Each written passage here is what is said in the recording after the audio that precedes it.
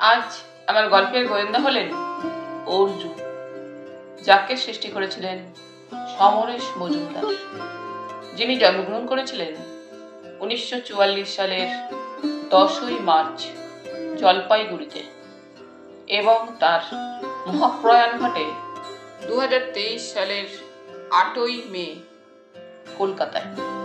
আজ আমি গল্পটি সংগ্রহ করেছি অর্জুন সমগ্র প্রথম খণ্ড থেকে, যে বইটি প্রকাশনার দায়িত্বে ছিলেন আনন্দ পাবলিশার্স।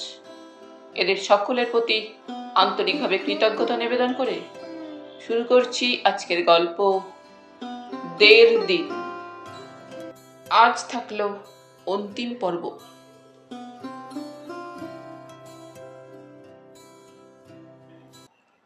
নন্দিনী চমকে চিৎকার করে বলে উঠল, লুক! ওরা তিনজনেই ভয়ার্ত চোখে পেছন ফিরল, কিন্তু ততক্ষণে প্রাণীটি রাস্তা পার হয়ে ওপারে চলে গিয়েছে। ওরা যেখানে দাঁড়িয়ে তার 150 গজ দূরে ঘটনাটা ঘটল। টিনা জিজ্ঞেস করলো, কি বলতো? চিঙ্কি অস্ফুটে বলল, gorilla, I am sure. Poonam বলল, প্যাট, ইন্ডিয়ার ফরেস্টে গরিলা পাওয়া যায় না, বোধহয় ভালুক। নন্দিনী যতটুকু দেখেছে ওরা তা দেখেনি।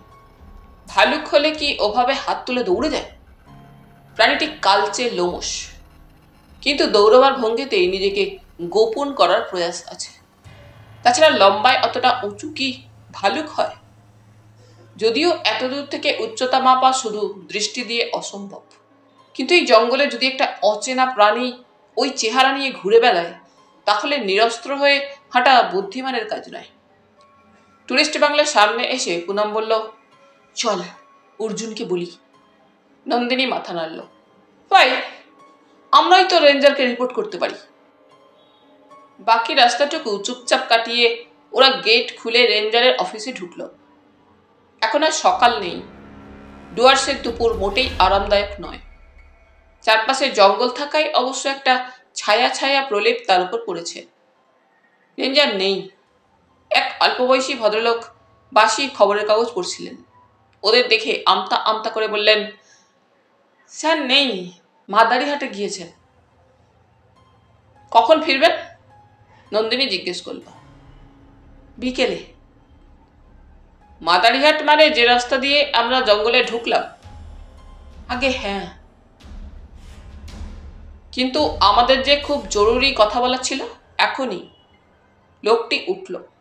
রেঞ্জারের টেবিলে একটা টেলিফোন রয়েছে, সেটি রিসিভার তুলে ঘন ঘন ট্যাপ করতে করতে অপারেটরকে পেল। একটা নম্বর পেয়ে মেয়েদের দিকে তাকিয়ে হাসল। কপাল ভালো থাকলে স্যারকে পেয়ে যাব। হ্যালো, হলং রেঞ্জ অফিস থেকে বলছি। রেঞ্জার সাহেব আছেন? নেই, বেরিয়ে গিয়েছেন। কোথায়? আরে হ্যালো হ্যালো। লোকটি কিছুক্ষণ চিৎকার করল, তারপর রিসিভার নামিয়ে মাথা নাড়ল। না, স্যার বেরিয়ে গিয়েছেন। তাহলে আপনি চলুন, আপনি তো এখানে কাজ করেন, নন্দিনী বলল। হ্যাঁ, কিন্তু কোথায় যাব?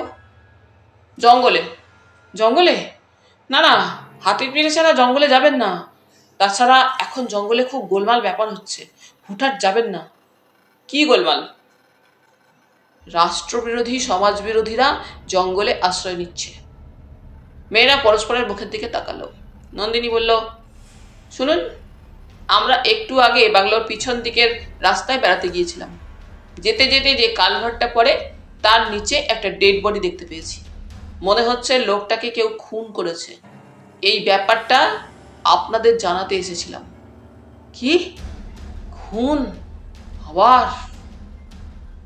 লোকটি হাঁ হয়ে গেল। মানে এখানে কি এর আগেও খুন হয়েছে? হ্যাঁ, 3-10 আগে জঙ্গলের ওপাশে একটা গ্রামের লোককে কেউ খুন করে ফেলে দিয়ে যায়। একটা বুড়ো বাঘ তার পেটের কিছুটা খেয়ে রেখে যায়। তাহলে তো বাঘে মেরেছিল, পুনম বলল। না ম্যাডাম, লোকটার গলা ছুরি দিয়ে অর্ধেক কাটা ছিল। কোথায় বললেন? কালভার্টের নিচে। আবার ঝামেলা শুরু হলো। লোকটা এগিয়ে গিয়ে টেলিফোনের রিসিভার তুলল। হ্যালো অপারেটর, থানায় দিন জলদি। হ্যালো থানা, বড় সাহেব আছেন? নেই? শুনুন, হলং রেঞ্জ অফিস থেকে বলছি। আবার একজন খুন হয়েছে, 3 নম্বর কালভার্টের তলায় ডেড বডি। একজন না, 4 জন মহিলা। না না, মহিলা খুন হয়নি, দাঁড়ান। রিসিভারে হাত চাপা দিয়ে লোকটি জিজ্ঞেস করলো, যে খুন হয়েছে সে ছেলে না মেয়ে? আপনাকে তখন বললাম একটা লোক পড়ে আছে। নন্দিনী গম্ভীর মুখে বলতেই সে আবার রিসিভার থেকে হাত সরালো। ছেলে, ছেলে খুন হয়েছে। রিসিভার নামিয়ে রেখে লোকটা যেন কিছুটা স্বস্তি পেল। তারপর বলল, একটা খুন মানে কত ঝামেলা জানেন? ঘন ঘন পুলিশ আসবে, আপনাদের কাছেও যাবে। আচ্ছা, আপনাদের সঙ্গে কোনো গার্জেন নেই? আছেন, তিনি বাংলোতে বসে আছেন। তিনি দেখেননি ডেড বডি? তাহলে পুলিশকে আমি আর আপনাদের কথা না বলে তার নাম বলে দিতাম। পুলিশ আর আপনাদের জিজ্ঞাসাবাদ করতো না। নন্দিনী বলল, না, তিনি দেখেননি। আচ্ছা, আর একটা কথা বলেন তো, এই জঙ্গলে প্রায় 5 ফুট লম্বা কালো লোমস কোনো প্রাণী আছে যে 2 পায়ে হাঁটতে পারে, খুব জোরে হাঁটে? লোকটি আঙুল তুলে ঘরের দেওয়ালে টাঙানো জীবজন্তুর ছবি দেখালো। এইসব প্রাণী এখানকার জঙ্গলে আছে। ওরা উৎসুক হয়ে তাকালো। বাঘ, বাইসন, গন্ডার, বুনো শুয়োর, হাতি থেকে আরম্ভ করে বন মুরগি, সাপ ছড়িয়ে আছে জঙ্গলে। কিন্তু সেই বিদঘুটে প্রাণীর ছবি দেওয়ালে টাঙানো নেই। নন্দিনী মাথা নাড়ল। এই ছবির বাইরের কোনো জন্তু জঙ্গলে নেই বলতে চাইছেন? লোকটি বলল, ম্যাডাম, ফরেস্ট ডিপার্টমেন্ট যেসব জন্তুর ছবি পাঠিয়েছে তার বাইরে কিছু না থাকারই কথা। তবে কাউকে যদি না বলেন যে আমি বলেছি, তাহলে বলতে পারি আছে। এরকম গভীর জঙ্গলে অনেক রকম জন্তু হঠাৎ হঠাৎ দেখা যায়, যার নাম খাতায় লেখা নেই। যেমন একটা জন্তু আছে জানেন, যার গায়ে বড় বড় আঁশ, গড়িয়ে গড়িয়ে চলে। কি নাম জানি না। বুনো কুকুর আছে কয়েকটা, খুব ভয়ঙ্কর। লোমস প্রাণী মানুষের মতো হাঁটে, তেমন কিছু? মাহুত একবার বলেছিল, কিন্তু আমরা কেউ চোখে দেখিনি। কি বলেছিল মাহুত? জঙ্গলের ভেতরে সকালে যখন ভিজিটার্সদের নিয়ে যায়, তখন একদিন হাতির পিঠে বসে একটা গরিলার মতো প্রাণী দেখেছিল, এক পলক। সে কথা শুনে রেঞ্জার সাহেব বলেছিলেন নির্ঘাত ভালুক। আমি অবশ্য এতদিন এখানে আছি, কিন্তু কোনো ভালুক দেখিনি। নন্দিনীরা ঘর থেকে বেরিয়ে এলো। ঘড়িতে এখন প্রায় 12টা। যদিও কারো খিদে পায়নি। এই জায়গাটায় সম্ভবত ফরেস্ট ডিপার্টমেন্টের কর্মচারীদের বাড়িঘর রয়েছে, ফলে একটা পাড়া পাড়া ভাব।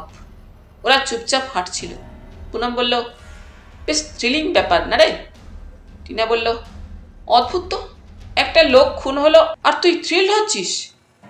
এই সময় ওরা অর্জুনকে দেখতে পেল। পায়ে চপ্পল, পরনে একই শার্ট প্যান্ট। দূর থেকে তাকে দেখে নন্দিনী বলল, গাইড বাবু এখন খুঁজতে বেরিয়েছেন, নিশ্চয়ই আমাদের বলবেন কেন ওকে না জানিয়ে বেরিয়েছি। মুখোমুখি হতেই অর্জুন কিছু বলার আগেই নন্দিনী বলল, আচ্ছা মানুষ তো আপনি, ঘরের দরজা বন্ধ করে থেকে গেলেন। দরজা বন্ধ? কই না তো, খোলাই তো ছিল। কি করছিলেন এতক্ষণ? আপনারা যে বেরিয়ে পড়বেন তা বুঝিনি। কোথায় গিয়েছিলেন? অর্জুন চট করে বলতে চাইল না যে সে ঘুমিয়ে পড়েছিল। তার বলার মধ্যে এমন সারল্য ছিল যে নন্দিনী আর খেলাতে চাইল না। 2 নম্বর কালভার্টের গায়ে হেলান দিয়ে বসে ওকে সব কথা খুলে বলল। শুনতে শুনতে অর্জুনের মুখ শক্ত হয়ে গেল। সে বলল, আপনারা বড্ড বেশি ঝুঁকি নিয়ে ফেলেছিলেন। আপনাদের নিশ্চয়ই মনে আছে রতনলাল বাবুকে ফরেস্ট অফিসার ROC কি বলেছিলেন? এখানকার আবহাওয়া ঠিক নেই। আমি একটু আগে বেয়ারাদের কাছে জানতে পারলাম কিছু অ্যান্টি সোশ্যাল এলিমেন্ট এই জঙ্গলে বাসা বেঁধেছে। তারা বাংলো পুড়িয়ে দেয়, ডাকাতি করে। তাদেরই কেউ হয়তো খুন হয়েছে। তাই ওরকম জায়গায় একা যাওয়া ঠিক হয়নি। যে লোকটি খুন হয়েছে সে নেহাতি গ্রাম্য মানুষ হতে পারে। এ নিয়ে আমাদের মাথা ঘামানোর কোনো দরকার নেই। অর্জুন বলল, চলুন স্নান সেরে খেয়ে দিয়ে রেস্ট নিন। বিকেলের পর থেকে অনেক রকম জন্তু আসে সামনের ঘাসের জঙ্গলে নুন খেতে। ওরা হাঁটছিল বাংলোর দিকে, কিন্তু এরই মধ্যে অর্জুনের কৌতূহল হচ্ছিল। গ্রাম্য ঝগড়ায় অবশ্য কোনো গ্রামের মানুষ খুন হতে পারে, কিন্তু তার শরীর কেন জঙ্গলের ভেতরে কালভার্টের নিচে পাওয়া যাবে? খুনি কি হত্যাকাণ্ড লুকিয়ে ফেলতে লোকটাকে ওখানে নিয়ে এসে খুন করেছে? কিন্তু এত ঘন ঘন এখানে হত্যাকাণ্ড হবেই বা কেন? অর্জুন দাঁড়িয়ে পড়ল। নন্দিনী জিজ্ঞেস করলো, কি হলো আপনার? আমি একবার কালভার্টটার কাছ থেকে ঘুরে আসছি, অর্জুন বলল। টিনা মাথা নাড়ল। না প্লিজ, একা যাবেন না। অর্জুন হাসল। আমার কিছু হবে না, কিন্তু ওখানে নাম না জানা একটা বন্য জন্তু দেখেছি আমরা, সেটাই আমার কাছে অদ্ভুত লাগছে। জলদাপাড়ায় গন্ডার, বাইসন, হাতি আর কয়েকটা বাঘ ছাড়া আর কোনো প্রাণী নেই বলে শুনেছিলাম। আপনারা ঘরে গিয়ে স্নান টান করুন, আমি ঘুরে আসছি। টিনা বলল, আপনার দায়িত্ব কিন্তু আমাদের দেখাশোনা করা। ওখানে গিয়ে যদি কোনো দুর্ঘটনা হয় তাহলে দায়িত্ব পালন করতে পারবেন না। অর্জুনের মনে হলো কথাটা ঠিক, কিন্তু তার মেজাজ খিচড়ে গেল। কয়েকটা বাচ্চা মেয়ের গাইড হতে সে কি কখনো চেয়েছিল? ম্যানেজারি করা, মালবাজারে সোনার ব্যাপারটা, এখানে খুন, এসব তাকে উপেক্ষা করে থাকতে হবে? একজন সত্য সন্ধানী হয়ে সেটা করা কতখানি বেদনাদায়ক তা এরা বুঝবে কি করে? সে কাঁধ নাচিয়ে বাংলোর ভেতরে ঢুকলো। মেয়েরা কলবল করতে করতে সিঁড়ির দিকে এগিয়ে যাচ্ছিল। এমন সময় একটা গাড়ির আওয়াজ পাওয়া গেল। অর্জুন ঘাড় ঘুরিয়ে জিপটাকে দেখতে পেল। জঙ্গলের ভেতর দিয়ে আসছিল সেটা। হঠাৎ বাংলোর মুখটায় দাঁড়িয়ে পড়ল। মিস্টার বিশ্বাস নেমে দাঁড়ালেন। চিৎকার করে জিজ্ঞেস করলেন, কোনো অসুবিধা হয়নি তো? জবাব না দিয়ে অর্জুন হাত তুলে দাঁড়াতে বলল। প্রায় দৌড়েই সে জিপের কাছে পৌঁছে বলল, একটু আগে আপনাকে টেলিফোনে ধরার চেষ্টা করা হয়েছিল। ও, আপনিও আছেন? জিপের ভেতরে বসা মিস্টার আহমেদের দিকে তাকিয়ে বলল অর্জুন। খুব ভালো হলো, আপনাকে থানাতে ফোন করা হয়েছে। কি ব্যাপার বলুন তো? মিস্টার বিশ্বাস জিজ্ঞেস করলেন অবাক হয়ে। আপনাদের জঙ্গলে একটা ডেড বডি দেখেছে মেয়েরা। Dead body? কোথায়? মিস্টার আহমেদ জিজ্ঞেস করলেন। 3 নম্বর কালভার্টের নিচে। সে কি? মিস্টার বিশ্বাস হতভম্ব।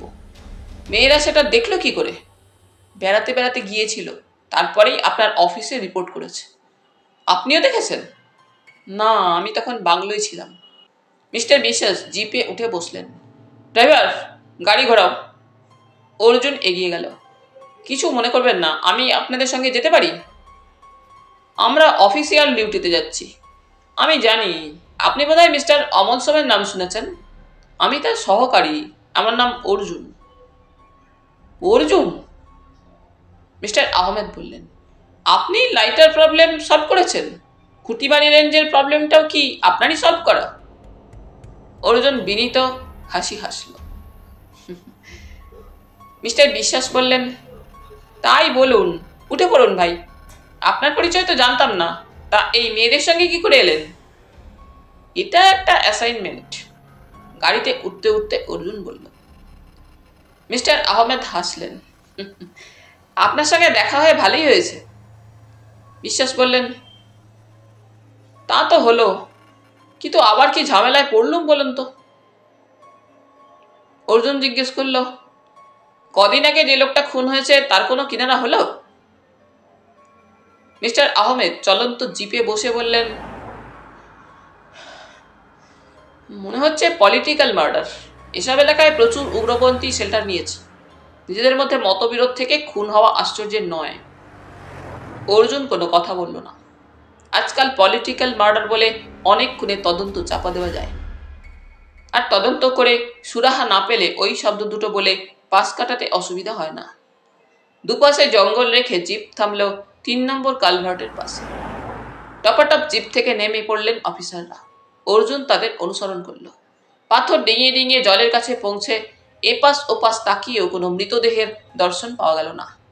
মিস্টার বিশ্বাস অর্জুনের দিকে তাকিয়ে প্রশ্ন করলেন, কোথায় দেখেছিল বলুন তো? কালভার্টের নিচে। ওখানে তো কিছুই দেখা যাচ্ছে না। সত্যি কিছুই নেই। অর্জুন পাথরে পা ফেলে এগিয়ে গেল কালভার্টের নিচে। মৃতদেহ থাকলে তাদের দেখে লুকিয়ে পড়তো না। মিস্টার আহমেদ দূরে দাঁড়িয়ে হাসলেন। আপনার সঙ্গিনীরা বোধহয় হার্ডি বয়েজ কিংবা ফেমাস ফাইভ পড়ে খুব। অর্জুন প্রতিবাদ করল, না, ওরা তেমন বাচ্চা নয়। তাহলে হ্যাডলি চেজ কিংবা জেমস বন্ড? অর্জুন জবাব দিল না। মেয়েরা বলেছিল মৃতদেহের অর্ধেকটা জলে ডোবা ছিল। সে এগিয়ে গেল জলের কাছে। হঠাৎ চোখে পড়ল একটা পাথরের অনেকটা ভিজে রয়েছে। আশেপাশে সবকটা পাথরের ওপরই শুকনো খটখটে। অর্জুন পাশে গিয়ে দাঁড়ালো। পাথরের ওপরে ধুলোয় একটা ঘষ্টানো দাগ, তারপরেই পায়ের ছাপ চোখে পড়ল। একটুখানি ধুলো মাটির ওপর একজোড়া পা। অর্জুন হাত নেড়ে অফিসারদের কাছে ডাকল। মিস্টার বিশ্বাস আস্তে আস্তে বললেন,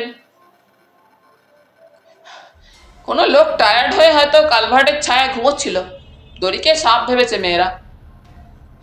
অর্জুন মাথা নাড়ল।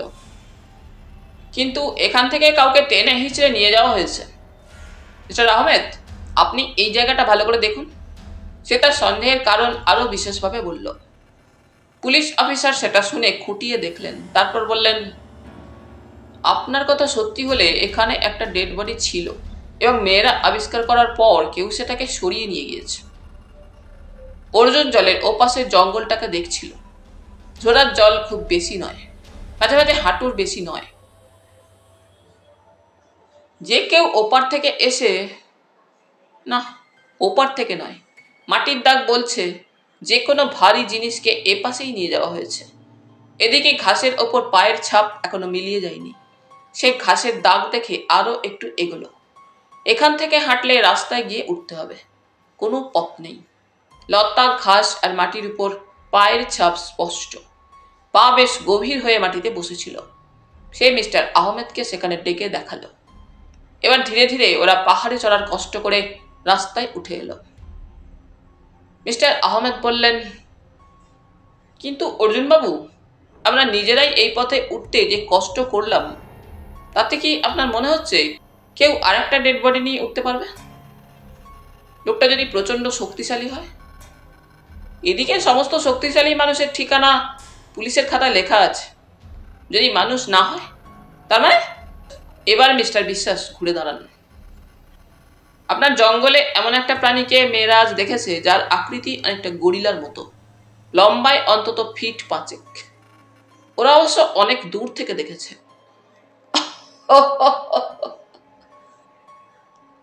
হো হো করে হেসে উঠলেন মিস্টার বিশ্বাস। সামনে একটা গাছ থেকে এক ঝাঁক টিয়া আকাশ সবুজ করে উড়ে গেল ভয় পেয়ে। বিশ্বাস বললেন, এই জঙ্গলে গরিলা? আপনার সঙ্গীদের মাথা খারাপ হয়ে গিয়েছে। হনুমান ছাড়া কিছু নেই, আর হনুমানদের পক্ষে একটা মানুষের শরীর বয়ে নিয়ে যাওয়া সম্ভব নয়। অর্জুন কথাটার প্রতিবাদ করতে পারল না। সে জানে ওই রকম জন্তুর এখানে থাকার কথা নয়। তবু রাস্তা পেরিয়ে ও জঙ্গলের ধারে গিয়ে দাঁড়ালো। বেশ কিছুক্ষণ পরীক্ষা করার পর মনে হলো জঙ্গল সরিয়ে কেউ হয়তো ওপাশে নেমে গিয়েছে। এখনো গাছপালা নিজেদের ডালপাতা স্বাভাবিক করেনি। সে দাগ লক্ষ্য করে নেমে পড়ল। বিশ্বাস বললেন, ওভাবে যাওয়াটা ঠিক হচ্ছে না, সাপ থাকতে পারে। আহমেদ বললেন, ওয়াইল্ড গুজ চেস করেছেন আপনি? কিন্তু 4-4টে মেয়ে মিথ্যে দেখতে পারে না। মিনিট 15 খোঁজাখুঁজি করার পর সে পাখিদের চিৎকার শুনতে পেল।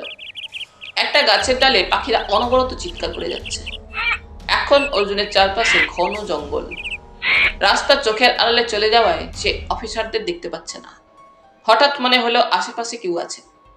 এই মনে হওয়াটার কোনো কারণ নেই, কিন্তু ষষ্ঠ ইন্দ্রিয় যেন সাবধান করে দিচ্ছিল অর্জুনকে। সে ঘুরে দাঁড়াতেই ওপর থেকে একটা ভারী জিনিস ঝাঁপিয়ে পড়লো মাথার উপরে। পড়ে যেতে যেতে অর্জুন পরিত্রায়ী চিৎকার করলো। চোখ বন্ধ হওয়ার আগে একটা লোমস পেট বুক নজরে এলো। চোখ মেলতেই বিশ্বাসের মুখ দেখতে পেল অর্জুন। ঝুঁকে পড়ে ভদ্রলোক জিজ্ঞেস করলেন, কি হয়েছিল আপনার? অর্জুন মাথা তুলতে গিয়ে ঘাড়ে প্রচন্ড বেদনা অনুভব করলো। তবু সে উঠে বসলো। ঘাড় এবং কোমরে ব্যথা, দাঁতের দাঁত চেপে অর্জুন সেটা সহ্য করতে চাইল। তাকে এখন তুলে নিয়ে আসা হয়েছে রাস্তায়, আর তখনই একটা জিপকে দ্রুত গতিতে আসতে দেখা গেল উল্টো দিক থেকে। মিস্টার আহমেদ বললেন, থানা থেকে ফোর্স আসছে মনে হচ্ছে। অর্জুন বলল, প্লিজ আপনারা এপাশের জঙ্গলটা ভালো করে খুঁজে দেখুন। আমাকে আক্রমণ করা হয়েছিল, আচমকা।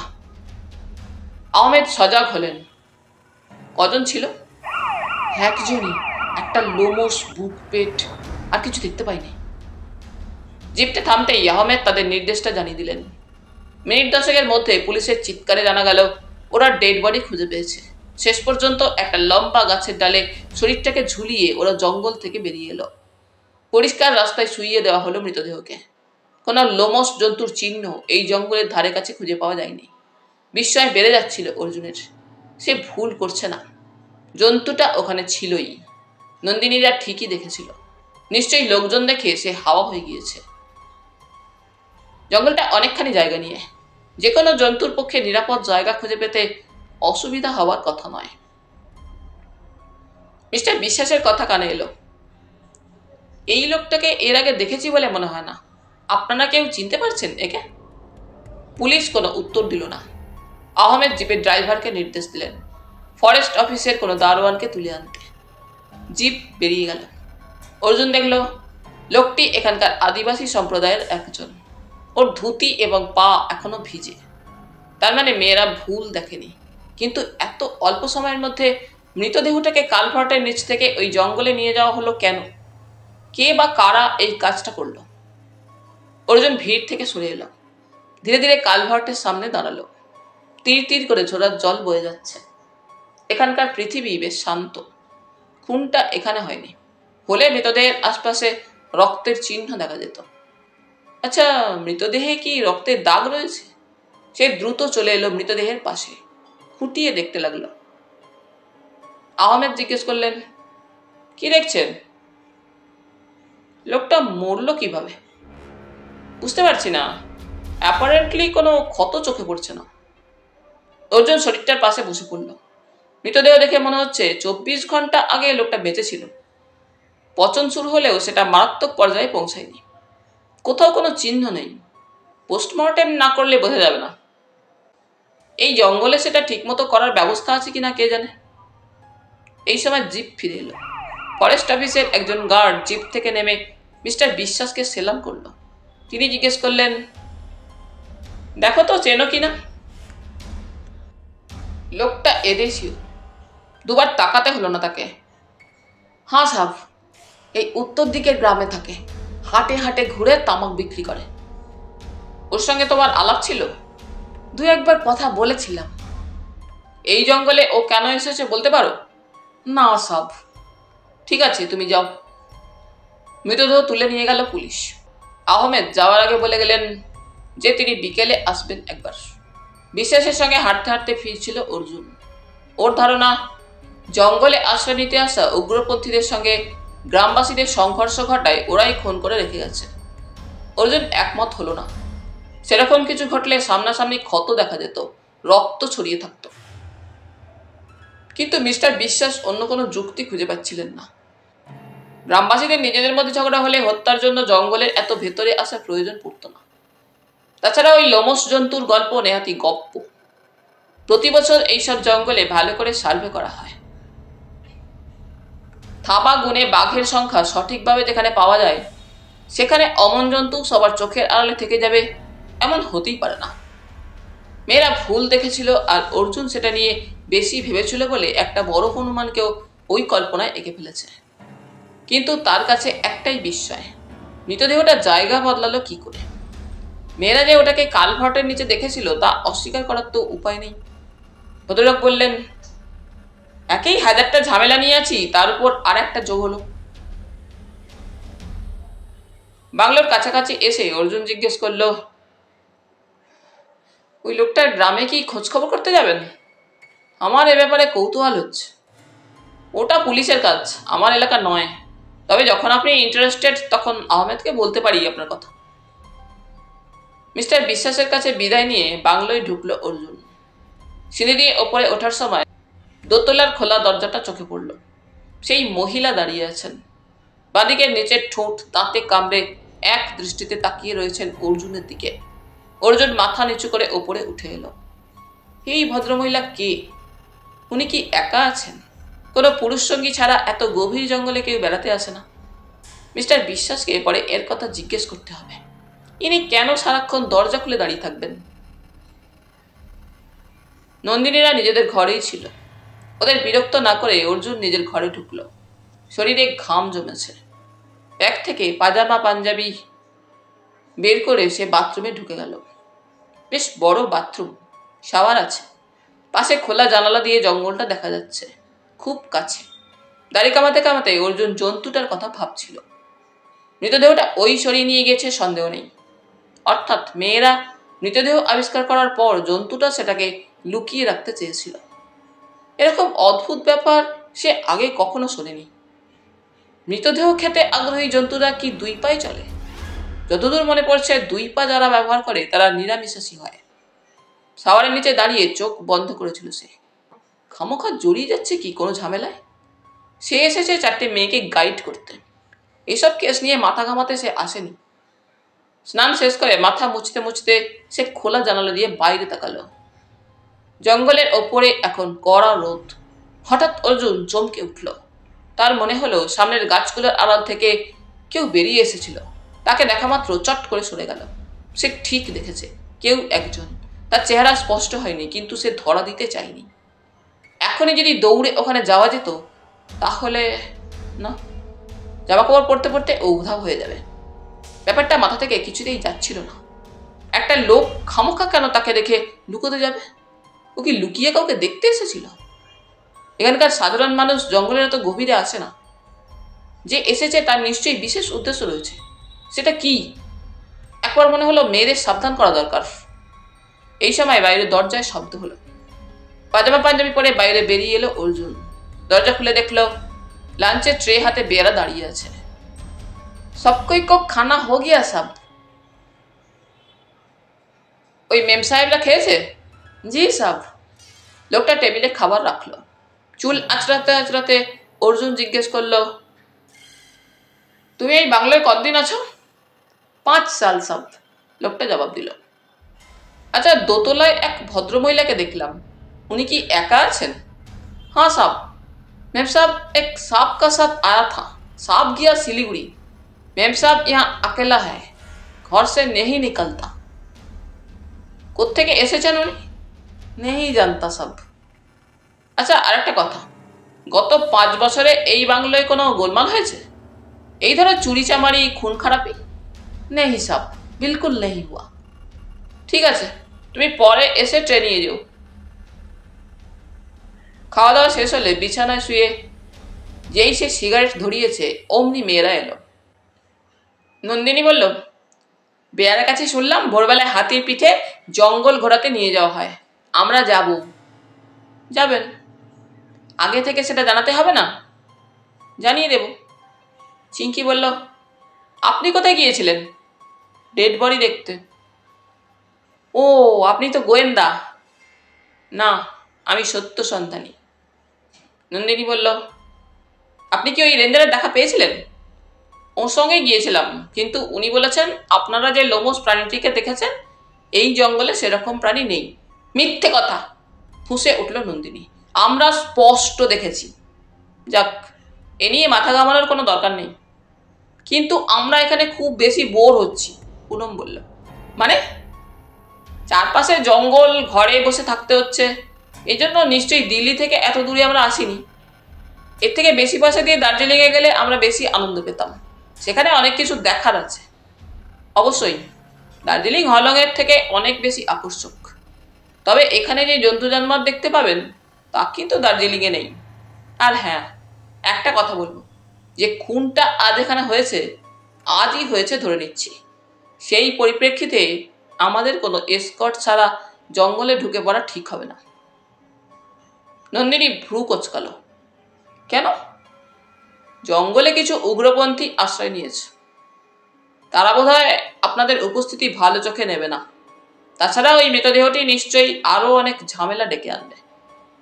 টিনা বলল, তাহলে আজই এই জঙ্গল ছেড়ে আমরা শহরে চলে যাচ্ছি না কেন?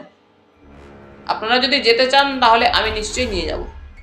না, মাথা নাড়ল নন্দিনী। এখানে এসে আমার খুব ভালো লাগছে। তোরা কি একটা অ্যাডভেঞ্চার করতে ভয় পাচ্ছিস? অর্জুন জিজ্ঞেস করলো। অ্যাডভেঞ্চার মানে? নন্দিনী বলল, বাংলোয় বেয়ারার কাছে জানতে পারলাম এখান থেকে 1 কিলোমিটার দূরে একটা ওয়াচ টাওয়ার আছে। সেখানে রাত কাটালে নানা রকম জীবজন্তুকে খুব কাছ থেকে দেখা যায়, যাদের দিনের বেলা দেখতে পাওয়া অসম্ভব। আজ রাত্রে আমরা সেখানে যাব। চিঙ্কি বলল, লেটস গো। মেয়েরা ঘাড় নেড়ে দরজার দিকে এগোতে অর্জুন জিজ্ঞেস করলো, কোথায় যাচ্ছেন? একটু হাঁটবো। নন্দিনী ঘুরে দাঁড়ালো। জঙ্গলে এসে ঘরে বসে থাকবো না কি? সে প্রতিবাদ করার চেষ্টা করলো। অত ভোরে উঠেছেন, তার উপর আজ রাত্রেও জেগে থাকতে হবে। দুপুরে একটু ঘুমিয়ে নিলে শরীর ঠিক থাকতো। ওহ মিস্টার গাইড, আমরা কি খুব শিশু? কি মনে হয় আপনার? কথাটা বলে নন্দিনী হাসতে হাসতে মেয়েদের সঙ্গে বেরিয়ে গেল। বেশ রাগ হলো অর্জুনের। অত্যন্ত অবাধ্য মেয়েগুলো। তার কথা যদি শুনতেই না চায় তাহলে সে আছে কেন? অথচ ওরা বাইরে ঘুরবে আর সে ঘরে বসে হাই তুলবে, তাও হতে পারে না। কিছু হলে অমন্তাকে কৈফিয়ত তো তাকেই দিতে হবে। সেজে গুজে বেরিয়ে এলো অর্জুন।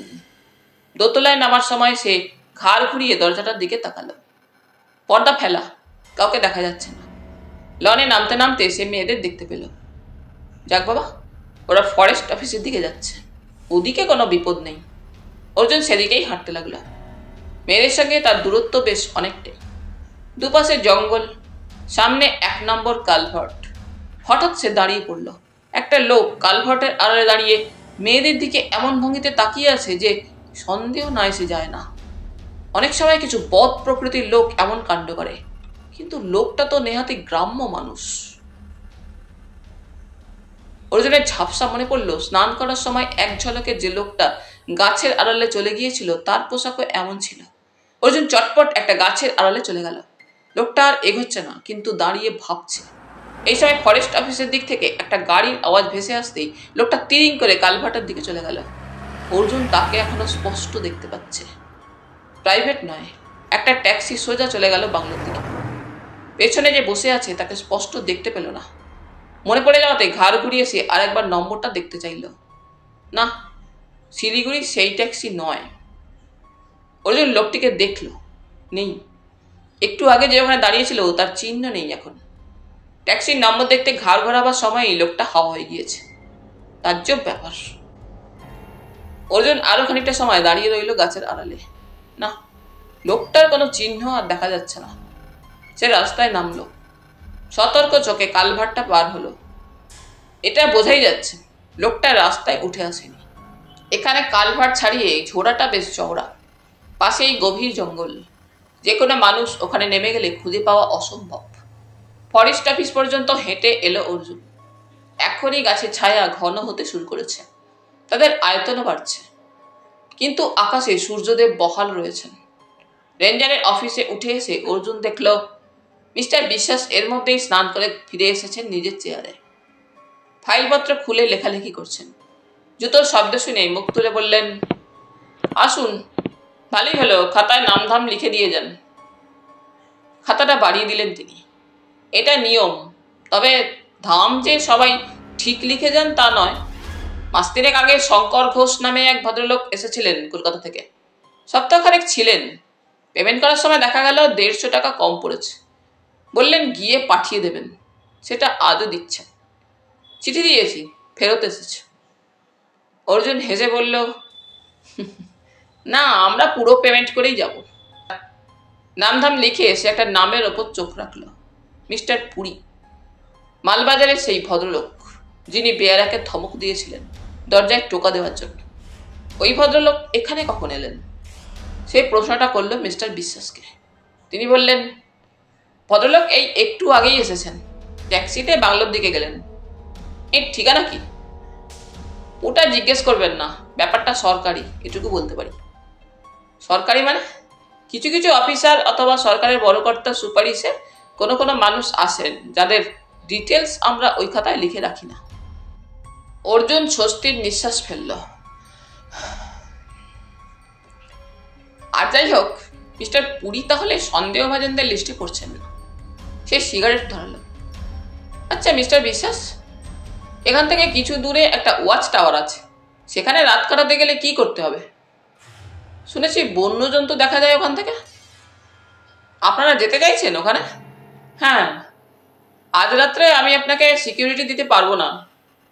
ও, আসলে আজ রাতে একটা বড় ধরনের রেইডের প্ল্যান আছে। মিস্টার আহমেদ আসবেন সন্ধ্যের পরেই, বুঝতেই পারছেন। কি ধরনের রেইড? আমাদের কাছে ডেফিনিট ইনফরমেশন আছে, একটা বিশেষ এলাকায় কিছু উগ্রপন্থী ঢুকেছে। এরা এসেছে পাহাড় থেকে পালিয়ে, মাঝে মাঝে গ্রামে গিয়ে ডাকাতি করে, জঙ্গলের কাঠ কেটে ফেলেছে। এদের কাছে আধুনিক আর্মস প্রচুর পরিমাণে আছে। তবে যাওয়ার সময় আপনাদের আমরা ওয়াচ টাওয়ারে নামিয়ে দিয়ে যাব। একটাই শর্ত, সারা রাত আপনারা ওখানে বসে থাকবেন। অসুবিধা হয় না তো? মশার কামড় থেকে বাঁচবার জন্য মলম নিয়ে যাবেন, ব্যাস। অর্জুন ব্যবস্থাটা মেনে নিল। ওই মেয়েরা নিশ্চয়ই নাছরবান্দা হবে, অতএব এই ব্যবস্থাই ভালো। হঠাৎ তার মনে পড়ল, সে জিজ্ঞেস করল, আচ্ছা মিস্টার বিশ্বাস, ট্যুরিস্ট বাংলার দোতলায় একজন অবাঙালি টাইপের দেখতে ভদ্রমহিলা রয়েছেন, উনি কে বলতে অসুবিধা আছে? মিস্টার বিশ্বাস মিটিমিটি হেসে ফেললেন। এসেছেন মাত্র কয়েক ঘন্টা, এর মধ্যে মৃতদেহ আবিষ্কার করেছেন, আবার এই ভদ্রমহিলাকেও দেখতে পেয়ে গেলেন। ফাইল বন্ধ করলেন ভদ্রলোক। ওদের নিয়ে বাংলার লোকজনের কৌতূহল কম নয়। উনি মিসেস ভার্মা, দিল্লিতে বাড়ি। দিন তিনেক আগে মিস্টার ভার্মার সঙ্গে এখানে এসেছেন বেড়াতে। এসেই প্রথম রাত্রে ঝগড়াঝাটি হয়েছিল, ওটা বাংলোর বাবুর্চিরাও শুনতে পেয়েছিল। পরশু বিকেলে মিস্টার ভার্মা একটা জরুরি কাজে শিলিগুড়িতে চলে গিয়েছেন, আজই তো তাঁর ফেরার কথা। ভদ্রমহিলা ঘর থেকে বের হন না? অর্জুনের অস্বস্তি শুরু হলো। না, বোধহয় একটু ভীরু প্রকৃতির মানুষ। মিস্টার বিশ্বাস উঠে দাঁড়ালেন। আমাকে একটু মাদারিহাট যেতে হবে অর্জুন বাবু। খুব ভালো হলো, আপনি যদি মাঝ রাস্তায় আমাকে নামিয়ে দেন। চলুন। মাঝ রাস্তায় কেন? মেয়েরা ওই পথেই গিয়েছে। ওদের বলুন ইচ্ছে করলে মাদারিহাটটা ঘুরে আসতে পারে, ফেরার সময় আমার গাড়িতেই ফিরবে, কোনো অসুবিধা নেই। ফরেস্ট ডিপার্টমেন্টের গাড়িতে চেপে পরিষ্কার রাস্তা দিয়ে অর্জুন যাচ্ছিল মিস্টার বিশ্বাসের সঙ্গে। দুপাশে জঙ্গল আছে বটে, কিন্তু তত ঘন নয়। অর্জুন সেদিক থেকে চোখ তুলে জিজ্ঞেস করল, মিস্টার বিশ্বাস, এদিকে গ্রামের মানুষ অথবা স্টেডি চাকরি করে না এমন মানুষের জীবনে ইদানিং কোনো পরিবর্তন এসেছে কি? কি ধরনের পরিবর্তন? এই ধরুন হঠাৎ অবস্থা পাল্টে যাওয়া, হাতে নগদ পয়সা আসা, বাড়িতে যে পারিবারিক সোনা ছিল তা ব্যাংকে জমা রেখে ধার নেওয়া। পারিবারিক সোনা? না, সে তো বহু বছর আগেই শেষ। এরা সোনা কিরকম দেখতে তাই জানে না। এই কথা কেন জিজ্ঞেস করছেন বলুন তো? এমনি মনে হলো তাই। এই সময় মেয়েদের দেখা গেল, মাঝ রাস্তা জুড়ে গান গাইতে গাইতে চলেছে। গাড়ির আওয়াজ পেয়ে এক পাশে সরে দাঁড়ালো। গাড়ি দাঁড়াতেই অর্জুন মুখ বাড়িয়ে বলল, মাদারিহাট বেড়াতে যাবেন? তাহলে ঘুরে আসতে পারেন। মেয়েদের দ্বিতীয়বার বলতে হলো না, কলবল করে উঠে বসলো। তারপরেই ওরা মিস্টার বিশ্বাসকে প্রশ্ন করতে লাগলো সমানে, মাদারিহাটে কি কি দেখার আছে, কি জিনিস পাওয়া যায়, এখান থেকে ফুনসিলিং কত দূরে? আজ রাত্রে ওয়াচ টাওয়ারে যাবেই তারা। এই সময় বিপরীত দিক থেকে একটা ট্যাক্সি আসতে দেখা গেল। এদের ড্রাইভার গতি কমালো। মুখোমুখি হতেই অর্জুনের নিঃশ্বাস বন্ধ হলো। ট্যাক্সির নম্বর তার চেনা। ড্রাইভার এবং ভালো করে দেখা না গেলেও সওয়ারি কেউ। পাশ কাটিয়ে ট্যাক্সিটা চলে গেল। জঙ্গল পেরিয়ে চেকপোস্টের কাছে পৌঁছতেই চৌকিদার সেলাম করে খুলে দিল লোহার পথ নিরোধক পাইপটা। অর্জুন তাকে জিজ্ঞেস করলো, একটু আগে কি মিস্টার ভার্মার ট্যাক্সি গেল? জি সাব। লোকটি মাথা নাড়ল। মিস্টার বিশ্বাস জিজ্ঞেস করলেন, আপনি মিস্টার ভার্মাকে চেনেন? একটুখানি। অর্জুন গম্ভীর মুখে জবাব দিল। কথাগুলো শুনছিল মেয়েরা। নন্দিনী বলল, স্ট্রেঞ্জ, উনি এখানেও? অর্জুন কথা বলল না। মিস্টার বিশ্বাস ওদের মাদারিহাট বাজারের সামনে নামিয়ে দিয়ে বললেন, আমি 5:30টায় ফিরব, তখন আপনারা এখানে থাকবেন, নিয়ে যাব। মনে রাখবেন, সন্ধ্যের পর জঙ্গল পেরিয়ে বাংলায় ফেরার জন্য কোনো গাড়ি পাবেন না। তিনি চলে যাওয়া মাত্র নন্দিনী জিজ্ঞেস করলো, কি ব্যাপার বলুন তো, আমরা যেখানেই যাচ্ছি সেখানেই ভার্মা আঙ্কেল ধাওয়া করছেন কেন? আমার মনে হয় উনি জানেন না আপনারা এখানে আছেন। উনি এসেছেন ওর স্ত্রীর কাছে, যিনি আমাদের বাংলোর দোতলায় পরশু থেকে একা আছেন। ভার্মা আন্টি? অবাক হয়ে বলে নন্দিনী। আপনি তাকে চেনেন? হ্যাঁ, আমাদের বাড়িতে কয়েকবার এসেছেন। উনি যে একই বাংলায় আছেন তা তো আমি জানি না। আমার সঙ্গে খুব ভালো সম্পর্ক। ওই রকম চাহনির কোনো মহিলা ভালো সম্পর্ক রাখতে পারেন শুনে অবাক হলো অর্জুন। নন্দিনী তখন তার বন্ধুদের বলছিল, ভার্মা আন্টি দারুণ রান্না করে, কিন্তু আমার ভাবতে অবাক লাগছে আমরা একই বাংলোয় থেকেও সেটা জানি না। অর্জুন জিজ্ঞেস করলো, ওকে দেখতে কিরকম? ঠিক মামা ধরনের, আই মিন মাদারলি, একটু পুরনো দিনের মানুষ। খুব সুন্দরী? Not that, say is neither সুন্দরী না স্মার্ট। আপনি আমাদের ঠাকুমা দিদিমাদের দেখেছেন, ফুল অফ স্নেহ। বুঝতে পেরেছি। অর্জুন মুখে কিছু বলল না, কিন্তু সে আরো ধন্দে পড়ল। ওই মহিলাকে দেখলে কোনো মতেই মা বলে মনে হয় না। একটি স্মার্ট আধুনিকা, যিনি সমস্ত পৃথিবীকে সন্দেহ করেন, এমন একটা ছবি মনে আসে। তাহলে নন্দিনীর বর্ণনার সঙ্গে ওর কোনো মিল নেই। তাহলে কি ভার্মা সাহেব নিজের স্ত্রীকে নিয়ে এখানে আসেননি? ওরা মাদারিহাটের প্রায় প্রতিটি অঞ্চলে ঘুরে বেড়ালো। এখান থেকে বাস ডুয়ার্সের নানা অঞ্চলে যায়। শিলিগুড়ি কিংবা জলপাইগুড়ি শহরে ঘন ঘন বাস, আর ফুনসিলিং পৌঁছতে 45 মিনিটও যাবে না। মেয়েরা বায়না ধরল ফুনসিলিংয়ে যাওয়ার, কিন্তু অর্জুন আপত্তি করল। ওখানে গেলে মিস্টার বিশ্বাসের গাড়ির লিফট পাওয়া যাবে না। ওরা যখন বাংলায় ফিরল তখন জঙ্গলে সন্ধে নেমেছে। ঝিঝির ডাক শুরু হয়ে গেছে চারপাশে। ফরেস্ট অফিস থেকে বাংলোর রাস্তায় আলো জ্বলেছে। গাড়ি থেকে নেমে ওরা মিস্টার বিশ্বাসের নির্দেশ শুনল। রাত 9টায় ওরা এখান থেকে বের হবেন, তার মধ্যে খেয়ে নিতে হবে, প্রস্তুত থাকতে হবে সারা রাত জেগে থাকার জন্যে। উনি ফিরে গেলেন। অর্জুন নন্দিনীর সামনে দাঁড়ালো। শুনুন, আপনার সঙ্গে কথা আছে। বলুন। নন্দিনী সন্দিগ্ধ চোখে তাকালো। আপনি মিসেস ভার্মার সঙ্গে দেখা করতে যাবেন না কেন? প্রতিবাদের গলায় জিজ্ঞেস করলো নন্দিনী। এমনও হতে পারে মিসেস ভার্মা পরিচয় দিয়ে এখানে যিনি আছেন তিনি হয়তো ওর স্ত্রী নন, হয়তো অন্য কোনো আত্মীয়, কিংবা প্রয়োজন পড়েছে বলে ওই পরিচয় দিতে বাধ্য হয়েছেন। অর্জুন নিচু গলায় বলছিল। নন্দিনীর চোখ মুখে বিস্ময় ঠিকরে উঠেছিল। সে কি? তারপর বাংলোর দিকে তাকিয়ে নিয়ে বলল, আমি যদি কোনোভাবে দূর থেকে ওকে দেখতে পেতাম। সেই চেষ্টা না করাই ভালো। বলতে বলতে অর্জুন দেখল শিলিগুড়ির সেই ট্যাক্সি ড্রাইভার কিচেনের দিক থেকে বেরিয়ে আসছে। কথা না বাড়িয়ে অর্জুন দ্রুত সিঁড়ি ভেঙে উপরে উঠতে লাগলো। যেহেতু অন্ধকার নেমেছে এবং জল ঢাকা থেকে পাওয়া বিদ্যুতের তেজ খুবই কম, তাতে লোকটা তাকে দেখতে পায়নি বলেই মনে হলো তার। এখন দোতলার সেই ঘরটির দরজা বন্ধ। নিজের ঘরে ঢুকে স্বস্তি পেল সে, যদিও তার মনে হলো মেয়েদের বলে আসা উচিত ছিল, যে যার ঘরে যেন ফিরে যায়। সে নিশ্চিত যে মিস্টার ভার্মা তাদের খোঁজ পেয়ে এখানে আসেননি। তিনি যে মতলবে শিলিগুড়ি শহরে গিয়ে থাকুন, মিসেস ভার্মা নামক মহিলাকে যেহেতু এখানে রেখে গিয়েছিলেন, তাই ফেরত আসতে হতোই তাকে। ব্যাপারটা অদ্ভুত। মালবাজার টুরিস্ট লজের সবকটি মানুষ যেন হলঙে চলে এলো কারো অদৃশ্য হস্তক্ষেপে। খোলা জানালায় চেয়ার নিয়ে বসেছিল অর্জুন। আকাশটা যেন অন্যরকম। এক টুকরো চাঁদ সম্ভবত উঠে আসছে। ওপাশে জঙ্গলে নিশ্ছিদ্র অন্ধকার, শুধু ঝিঝি ডাকছে, হাওয়া বইছে। এই সময় দরজায় শব্দ হলো। অর্জুন ঘরে ঢুকতে বললে দুপুরবেলা সেই লোকটা চায়ের ট্রে হাতে উদয় হলো। मेम साहब लोग 8 बजे खाना खाएगा, आप? 8:30। কি খাওয়াবে? চিকেন রুটি আর ভাজি। খুব ভালো। মিস্টার পুরী কোন ঘরে আছেন? দোতলা মে, ও अभी आ गया। তুমি খুব ভালো মানুষ। আচ্ছা, এখানকার গ্রামগুলোতে তুমি যাও? জি সাহেব। আজ যে লোকটা খুন হলো তাকে চেনো? জি সাহেব। চেনো? जी साहब, अच्छा आदमी था, लेकिन 2-3 महीना से उसको दिमाग खराब हो गया था। किरकम?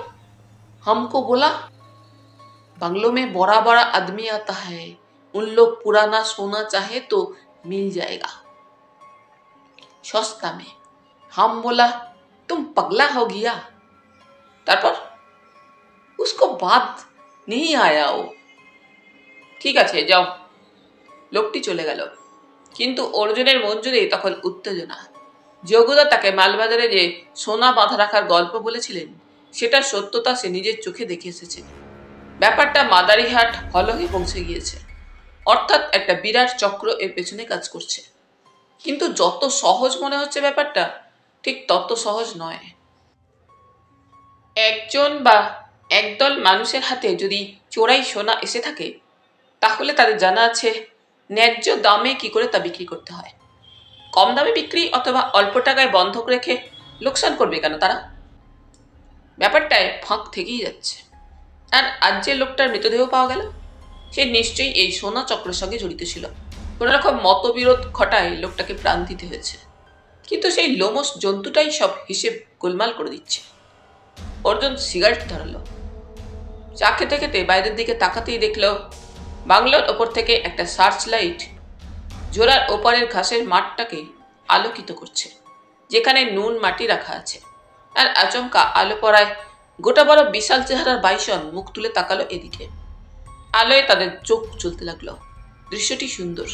বাইসনগুলো এবার সরতে লাগলো, যেন ছোট ছোট টিলা ঢেউয়ের মতো চোখের আড়ালে চলে যাচ্ছে। তখনই আলো নিভে গেল। রাত 9:45 মেয়েরা তৈরি। নন্দিনী খুবই উত্তেজিত। সে নাকি সন্ধ্যে থেকে দোতলা সিঁড়ির কাছে দাঁড়িয়েছিল।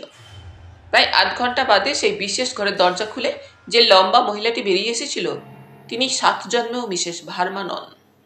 এই সময় এক পাঞ্জাবি যুবক বাংলায় উঠে আসতে ভদ্রমহিলা তার সঙ্গে কথা বলতে বলতে ঘরে ঢুকে গিয়েছিলেন। ওদের কথায় উত্তেজনা ছিল। সে আরেকটু সাহস দেখিয়ে দরজার দিকে যাচ্ছিল। এমন সময় অন্ধকার থেকে এক ভদ্রলোক ওর দিকে এগিয়ে চাপা গলায় ইংরেজিতে বলেছেন, go back to your room, don't invite trouble. কথাটা শোনার পর নন্দিনী আর সেখানে দাঁড়াতে সাহস পায়নি। কিন্তু নন্দিনী ভাবতে পারছে না ভার্মা আঙ্কেল কেন অন্য মহিলাকে আন্টি সাজিয়ে এখানে নিয়ে আসবেন। অর্জুনের মাথায় অন্য চিন্তা ঢুকল। যে ভদ্রলোক নন্দিনীকে সাবধান করে দিয়েছেন, তিনি কে?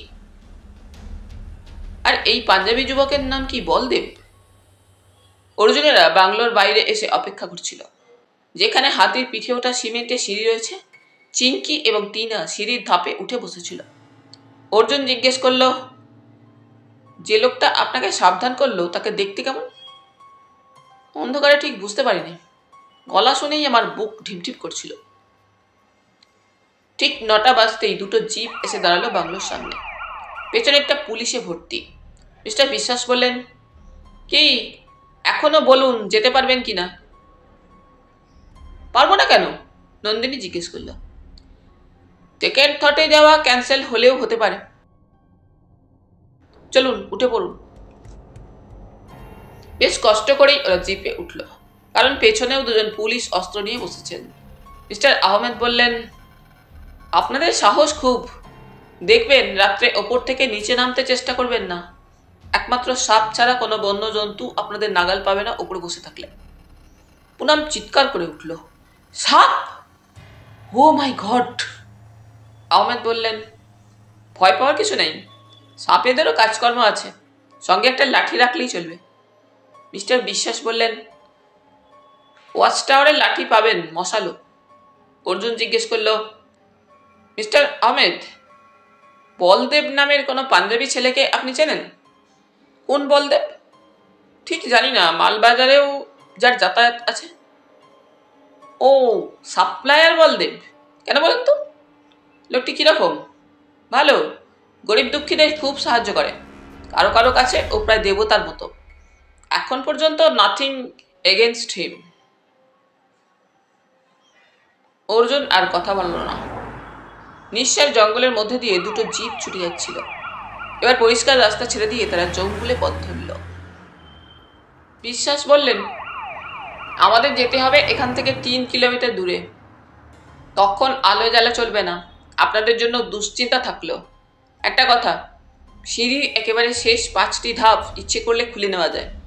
যদি তেমন প্রয়োজন মনে করেন সেটা করবেন।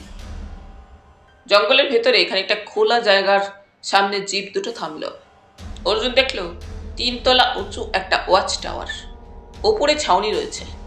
পাশ দিয়ে বাঁকানো সিঁড়ি পৌঁছে গেছে ছাউনিতে। মিস্টার বিশ্বাস জিজ্ঞেস করলেন, আপনাদের কাছে 5 ব্যাটারির টর্চ আছে? অর্জুন বলল, ছোট টর্চ আছে, ওটা কাজে লাগবে না। আমাদের কাছে এক্সট্রা টর্চ আছে, এটা রাখুন। মেয়েদের নিয়ে অর্জুন সিঁড়ি ভেঙে উপরে উঠে গেলে জিপ দুটো অন্ধকার চিরে ফিরে গেল। পুনম সঙ্গে দুটো চাদর এনেছিল। 8 ফুট বাই 7 ফুট একটা ঘরে দুটো বেঞ্চ, ঘরের চারপাশে 4টে জানালা। অন্ধকার যতই গভীর হোক, কিছুক্ষণ তাকালে তার ভেতরে এক ধরনের আলো খুঁজে পায় চোখ। বেঞ্চিতে চাদর পেতে দিল পুনম। তারপর ব্যাগ থেকে মশার ধূপ বের করে দেশলাই ঠুকে জেলে এক কোণে রেখে দিল। অর্জুন ব্যাপার দেখে বলল, যথেষ্ট ধন্যবাদ এসব ভাবার জন্যে। পুনম বলল, আপনাকে আমি ধন্যবাদ দেব যদি সিঁড়ির ধাপটা খুলে রাখেন। অন্ধকারে যদি সাপ ওপরে উঠে আসে দেখতেও পাবো না। অর্জুন এগিয়ে সিঁড়ির মুখটাই গেল। ইচ্ছে করে সে টর্চ জ্বালছিল না। সিঁড়ির হাতল ধরে সে একটু টানাটানি করতে সেটা নড়ে উঠল। এবার আরেকটু শক্তি প্রয়োগ করতেই সেটা খুলে গেল। অর্থাৎ সিঁড়ির ফ্রেমগুলো খাপে খাপে বসানো রয়েছে। খোলা ধাপগুলোকে সে ওপরে হেলান দিয়ে রাখল। মেয়েরা ততক্ষণ আরাম করে বসেছে। টিনা বলল, ফ্যান্টাস্টিক, আমার খুব উত্তেজনা লাগছে। ধরো যদি একটা রয়্যাল বেঙ্গল টাইগার আসে।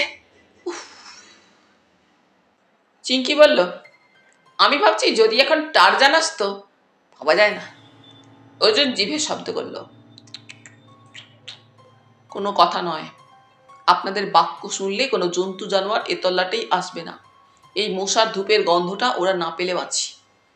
অবশ্য যেভাবে হাওয়া বইছে তাতে গন্ধ মাটিতে নামবে না। অর্জুন নন্দিনীর পাশের বেঞ্চিতে বসল। প্রায় 15 মিনিট চুপচাপ কাটল। কোথাও কোনো শব্দ নেই, শুধু বাতাস গাছগুলোর মাথায় বিলি কেটে যাচ্ছে। এবার পুনম কথা বলল, দূর, আমার গান গাইতে ইচ্ছে করছে। জন্তুরা গান বুঝবে না, অর্জুন চাপা গলায় বলল। এখানকার জন্তুরা বেরসিক। টিভিতে ওয়াইল্ড অ্যানিম্যাল সিরিজ দেখেছিলাম, একটার পর একটা বন্যজন্তু গান গাইছে, টারজান ছবির গান। নন্দিনী বলল, তোর গান শুনে সাপ উঠে আসতে পারে। পুনম চুপ করে গেল। আরো অনেকক্ষণ। অর্জুনের খুব ইচ্ছে করছিল সিগারেট খেতে। না, আজকাল খুব বেশি সিগারেট খাওয়া হয়ে যাচ্ছে। এই বয়সে যদি দিনে 5টা খায় তাহলে 60 বছরে পৌঁছে 15টা খাবে। Injurious to health. আজ রাত্রে সে একটাও সিগারেট খাবে না। হঠাৎ নন্দিনী তার হাতে মৃদু ধাক্কা দিল। হকচকিয়ে সে নিচের দিকে তাকালো। বড় বড় লাল চোখ জ্বলছে। চট করে মনে হয় লাল ফুল ফুটে রয়েছে। অর্জুন টর্চ জ্বালল। সঙ্গে সঙ্গে নিচের খোলা জমি আলোকিত। আর 1 ডজন হরিণ অবাক চোখে এক পলক তাকিয়ে দে দৌড় দৌড়, যেন রঙের বিদ্যুৎ বয়ে গেল। নন্দিনী বলে উঠল, বিউটিফুল। অর্জুন টর্চ নিভিয়ে ফেলল। এমনি করে রাত 12টার মধ্যে ঝিঁঝির ডাক শুনতে শুনতে ওরা একটা ভালুক দেখল, একদল বাইসনকেও। বুড়ো শুয়োরগুলো ঝামেলা করলো কিছুক্ষণ। সবশেষে একজোড়া গন্ডার। গায়ে আলো করা সত্ত্বেও তারা নড়তে চাইছিল না, যেন পৃথিবীর কোনো বস্তুকেই তাদের ভয় নেই। মেয়েরা এসব দেখে খুব আনন্দিত। নন্দিনী বলল, এবার বাঘ এলে 16 কলা পূর্ণ হয়। বাঘ আসবে মনে হয়? এখানে খুব অল্প বাঘ আছে, দুটো শুনেছি বেশ বুড়ো। ওহ, আপনি খুব বেরসিক, নন্দিনী মন্তব্য করল। রাত 1:30 পর্যন্ত আর কোনো জন্তু এ তল্লাটে এলো না। অর্জুনের মনে হলো যারা টর্চের আলো দেখে গিয়েছে তারা বাকি সবাইকে সতর্ক করে দিয়েছে। হয়তো জন্তু জানোয়াররা নিজেদের মধ্যে ইশারায় কথা বলতে পারে। 1:30টার একটু আগে পুনম আর টিনা বেঞ্চিতে শুয়ে পড়ল। ঘুমে নাকি ওদের চোখ জুড়ে আসছে। চিকি চাদরটা মেঝেতে পেতে বলল, তেমন কোনো ইন্টারেস্টিং জন্তু এলে ওকে যেন ডেকে দেওয়া হয়। এখন ওয়াচ টাওয়ারে অর্জুন আর নন্দিনী জেগে আছে। চারপাশের অন্ধকার বেশ পাতলা হয়ে এসেছে। অর্জুনের মনে হলো কারো পায়ের আওয়াজ হলো। অর্জুন টর্চ নিয়ে সজাগ হলো। আওয়াজটা সামনে এলে সে সুইচ টিপবে। এত কাছ থেকে বন্যজন্তু দেখা খুবই রোমাঞ্চকর ব্যাপার। আওয়াজটা এগিয়ে আসছে। সামনে আসা মাত্র টর্চ জ্বালল অর্জুন, আর সঙ্গে সঙ্গে জন্তুটা আলো লক্ষ্য করে উপরের দিকে তাকালো। কিন্তু 5 ব্যাটারির আলোর তীব্রতা সহ্য করতে না পেরে সে মুখ নামিয়ে নিল। ততক্ষণে নন্দিনী অর্জুনের হাত আঁকড়ে ধরেছে। 2 পায়ে দাঁড়িয়ে আছে যে জন্তুটা সেটা গরিলা নয়, কিন্তু বিশাল হনুমান বলতেই হবে। চোখে আলো করায় জন্তুটা যেন হতভম্ব হয়ে গিয়েছে। আর তখনই একটা শীষের আওয়াজ কানে এলো। সুইচ অফ করে দিল অর্জুন। মুহূর্তেই অন্ধকার যেন ছাপিয়ে পড়লো চারধার থেকে। চাপা গলায় নন্দিনী বলল, সেই জন্তুটা। অর্জুনের কোনো সংশয় ছিল না। ইনি আজ সকালে গাছের ডাল থেকে তার উপর লাফিয়ে পড়েছিলেন। হনুমান এত বড় হয় তার জানা ছিল না। এই হনুমান কি সেই মৃতদেহটাকে রাস্তা পার করে জঙ্গলে লুকিয়ে রাখতে চেয়েছিল? কার স্বার্থে? শীষটা এখন বেশ স্পষ্ট হচ্ছে। জঙ্গলে শব্দ হচ্ছে এগিয়ে আসার। মানুষ আসছে। অর্জুন ঘুমন্ত মেয়েদের দিকে তাকালো। হঠাৎ যদি ঘুম ভেঙে যায় কারো আর কথা বলে ওঠে, তাহলেই চিকচিস। নন্দিনী হাত সরিয়ে নিয়েছিল। সে ফিস করে বলল, অ্যালার্ট থাকুন, কথা বলবেন না। শীষটা খোলা জমিতে এসে থামলো। অন্ধকার আবার মিয়ে যাওয়ায় অর্জুন মানুষটার অবয়ব দেখতে পেল এবং তারপরেই টর্চ জ্বলল। যে লোকটা টর্চ জ্বেলেছে তার চেহারা দেখা যাচ্ছে না, কিন্তু হনুমানটা তার উত্তেজনা লোকটার কাছে প্রকাশ করে যাচ্ছে এবং তখনই আলো নিভে গেল। ওয়াচ টাওয়ারটা মাটি থেকে যে উচ্চতায়, তাতে রাত্রের অন্ধকারে নিচ থেকে কেউ ওপরে আছে কিনা আবিষ্কার করা সম্ভব নয়। টর্চ নিভে যাওয়ার পর জঙ্গল যেন আরো রহস্যময় হয়ে উঠল। যে এসেছিল সে যেন অদৃশ্য হয়ে গেছে এরই মধ্যে।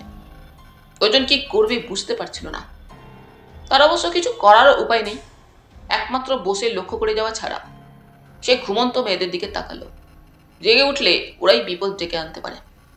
নিচে কোনো শব্দ নেই। যদি সেই লোকটা এখনো আড়ালে অপেক্ষা না করে থাকে, তাহলে বোঝা যাচ্ছে যে অন্ধকার জঙ্গলে পথ চলতে সে খুবই ওস্তাদ। এই মুহূর্তগুলো খুবই উত্তেজনাপূর্ণ। ধৈর্যের পরীক্ষা দিতে হয়। যে জানান দেবে সে ধরা পড়ে যাবে। নন্দিনী বসে আছে পাথরের মতো। ব্যাপারটা তার নজরে পড়েছে। মেয়েটির নার্ভ আছে, মনে মনে স্বীকার করলো অর্জুন। মিনিট 3 বাদে নিচের সিঁড়িতে শব্দ হলো, খুব হালকা। কেউ কি উঠে আসছে? সাপ? অর্জুন সন্তর্পণে মাথা নোয়ালো। এখন যদি নিচ থেকে কেউ টর্চের ফোকাস ফেলে, তাহলে সে ধরা পড়বে। কিন্তু একদলা অন্ধকার নিঃশব্দে ওপরে উঠে আসছে। মাঝে মাঝে থমকে দাঁড়াচ্ছে। বোধহয় সরাসরি উঠে আসতে সাহস পাচ্ছে না। অর্জুন লম্বা লাঠিটা তুলে ধরল। যেই হোক ওপরে উঠে এলেই আঘাত করবে। তার খেয়াল ছিল না যে সিঁড়ির ওপরের কয়েকটা ধাপ খুলে রেখেছিল সে। ওই পর্যন্ত এসে জন্তুটা যেন থমকে দাঁড়ালো। হনুমানটাকে এবার স্পষ্ট দেখতে পেল সে। এত বড় হনুমান কখনো দেখেনি সে। জন্তুটাও যেন তাকে লক্ষ্য করলো। তারপর সরসর করে নিচে নেমে গেল, যেন প্রচন্ড ভয় পেয়ে গিয়েছে জন্তুটা। অর্জুনের উত্তেজনা সামান্য কমলো। কয়েকটা ব্যাপার স্পষ্ট হয়ে গেল। এই জন্তুটাকে চমৎকার ট্রেনিং দিয়েছে যে লোকটা, সে নিচেই দাঁড়িয়ে আছে। মৃতদেহ রাস্তার এপাশে বয়ে নিয়ে আসা অত বড় হনুমানের পক্ষেও সম্ভব কিনা সেটা ভাবনার ব্যাপার, কিন্তু এছাড়া অন্য কোনো ব্যাখ্যা নেই। ওই মৃতদেহের সঙ্গে এই হনুমান এবং তার মালিক জড়িত। লাঠিটাকে হাতছাড়া করছিল না অর্জুন। সময় কাটছে। একটু একটু করে 1 ঘন্টা কেটে গেল। জঙ্গলে যেসব শব্দ মরে গিয়েছিল সেগুলো আবার জীবন্ত হলো। অর্জুনের বিশ্বাস ধারে কাছে আর কেউ নেই।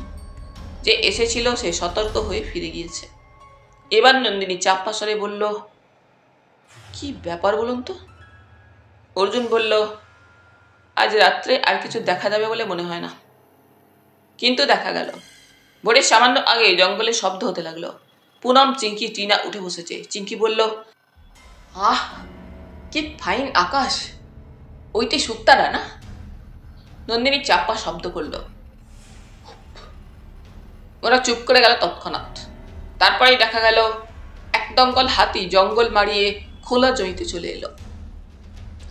গাছের ডালপালা ছিঁড়তে ছিঁড়তে ওরা গভীর জঙ্গলের দিকে চলে গেল। পুনম বলল, ফ্যান্টাস্টিক! এরকম দৃশ্য দেখার জন্য হাজার হাজার মাইল যাওয়া যায়। নন্দিনী হাই তুলল। তোরা তো সারা রাত ঘুমিয়েই কাটালি। টিনা জিজ্ঞেস করলো, আমরা কি কিছু মিস করেছি? প্রচুর। দারুণ একটা নাটক হতে যাচ্ছিল। আমরা যে জন্তুটাকে কাল দেখেছিলাম সেটা একটা হনুমান। যা! 3টে গলা থেকেই একসঙ্গে বিশ্বাস ছিটকে এলো। ভোরের রোদ ফোটা মাত্র মিস্টার বিশ্বাস গাড়ি নিয়ে চলে এলেন। রাত জাগার চিহ্ন ওর সমস্ত শরীরে। সিঁড়ি লাগিয়ে সবাই নেমে আসতেই তিনি জিজ্ঞেস করলেন, কি কি জিনিস দেখতে পেলেন বলুন? নন্দিনী উচ্ছ্বসিত গলায় জন্তুদের নাম বলে গেল। অর্জুন চুপ করেছিল। মেয়েরা কথা শেষ করতে জিজ্ঞাসা করলো, আপনার এক্সপিডিশনের খবর কি? 4 জন ধরা পড়েছে। ওরা প্ল্যান করেছিল হলং ফরেস্ট বাংলোটাকে পুড়িয়ে দেবে। আপাতত আর ভয় পাওয়ার কিছু নেই। চলুন ফেরা যাক। ভোরের জঙ্গলের একটা নিজস্ব গন্ধ থাকে। রাত জাগার ক্লান্তি সত্ত্বেও সেটা বেশ ভালো লাগছিল। জিপ সোজা চলে এলো বাংলোর লনে। মেয়েরা প্রথমে নামলো এবং তখনই নন্দিনী বলে উঠল, মাই গড! জিপে বসেই অর্জুন দেখল ভার্মা সাহেব আর একটি পাগড়ি পরা লোকের সঙ্গে কথা বলতে বলতে এগিয়ে আসছেন। নন্দিনীরা সঙ্গে সঙ্গে বাংলো সিঁড়ি বেয়ে উপরে উঠে গেল। ভদ্রলোক বিস্ময় সেদিকে তাকিয়ে রইলেন।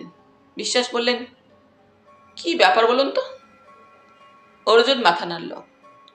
আপনার সঙ্গে আমার কিছু কথা আছে, তাহলে আমার বাড়িতে চলুন, চা খেতে খেতে শোনা যাবে। জিপ চালু হতেই ভার্মা সাহেব এদিকে তাকালেন। জিপের ভেতর কারা আছে তা তার পক্ষে বোঝা সম্ভব নয়, দূরত্ব এবং আড়ালের জন্য। কিন্তু অর্জুন ভার্মা সাহেবের সঙ্গী পাঞ্জাবি যুবকটিকে দেখে নিয়েছে। ভার্মা সাহেবকে যতটা চকচকে এবং টাটকা দেখাচ্ছে, পাঞ্জাবি যুবকটিকে তার বিপরীত লাগছে। জামা কাপড় এবং মুখে একটা তেল তেলে তুলো মাখানো, রাত জাগলে যেমনটা হয়। অর্জুন ঠোঁট কামড়ালো। মিস্টার বিশ্বাসের কোয়ার্টার্সে পৌঁছে মুখ হাত ধুয়ে ওরা বারান্দায় বেতের চেয়ার নিয়ে বসলো। ভদ্রলোক একাই থাকেন, কিন্তু ব্যাচেলাররা সাধারণত যেমন অগোছালো হয়, এই ভদ্রলোক তেমন নন। ভিতকে চায়ের হুকুম দিয়ে তিনি ভেজা সকাল, ছায়া ছায়া রাস্তা আর গাঢ় জঙ্গলের দিকে তাকিয়ে বললেন, কিছু আবিষ্কার করলেন নাকি? অর্জুন জিজ্ঞেস করল, শেষ কবে জঙ্গলে জন্তু জানোয়ারদের পায়ের ছাপ গোনা হয়েছে? বছরখানেক তো বটেই। আপনি একটা খবর জানেন? এই জঙ্গলে এমন একটি হনুমান আছে যে রোগা পটকা মানুষের মৃতদেহ বহন করে বয়ে নিয়ে যেতে পারে। ইম্পসিবল, অসম্ভব হলেও সেটা সত্যি। আমি বিশ্বাস করি না। একটা গরিলা, যেমন ধরুন গল্পের কিং কং, যা পারে, কোনো হনুমান তা সে যতই বড় হোক পারা সম্ভব নয়। কিন্তু গতকাল মেয়েরা যে প্রাণীটিকে দেখেছিল, যে কিনা আমার উপর ঝাঁপিয়ে পড়েছিল, সে একটা ম্যাগনাম সাইজের হনুমান। রাত্রে তাকে আমরা ওয়াচ টাওয়ারের সিঁড়িতে দেখতে পেয়েছি। হনুমানটা ট্রেন্ড, একটি লোক ছিল সঙ্গে। লোকটিকে চিনতে পেরেছিলেন? না, হনুমানটা তাকে সতর্ক করে দিতেই সে আড়ালে চলে গিয়েছিল। একটু ভাবলেন ভদ্রলোক, তারপর বললেন, এমন হতে পারে মেয়েরা হনুমানটাকে ঠিকই দেখেছিল। সে রাস্তা পার হয়ে মৃতদেহটি ঠিক আছে কিনা দেখেছিল। তারপর তার মানুষ মনিব এসে ওটাকে তুলে ও পাড়ের জঙ্গলে লুকিয়ে রাখে। হতে পারে না? অর্জুনের মনে হলো হতেই পারে। সে মাথা নাড়ল, তারপর বলল, এতে বোঝা যাচ্ছে কারো ইন্টারেস্ট আছে। আপনি মৃত লোকটি সম্পর্কে খোঁজ নিয়েছেন?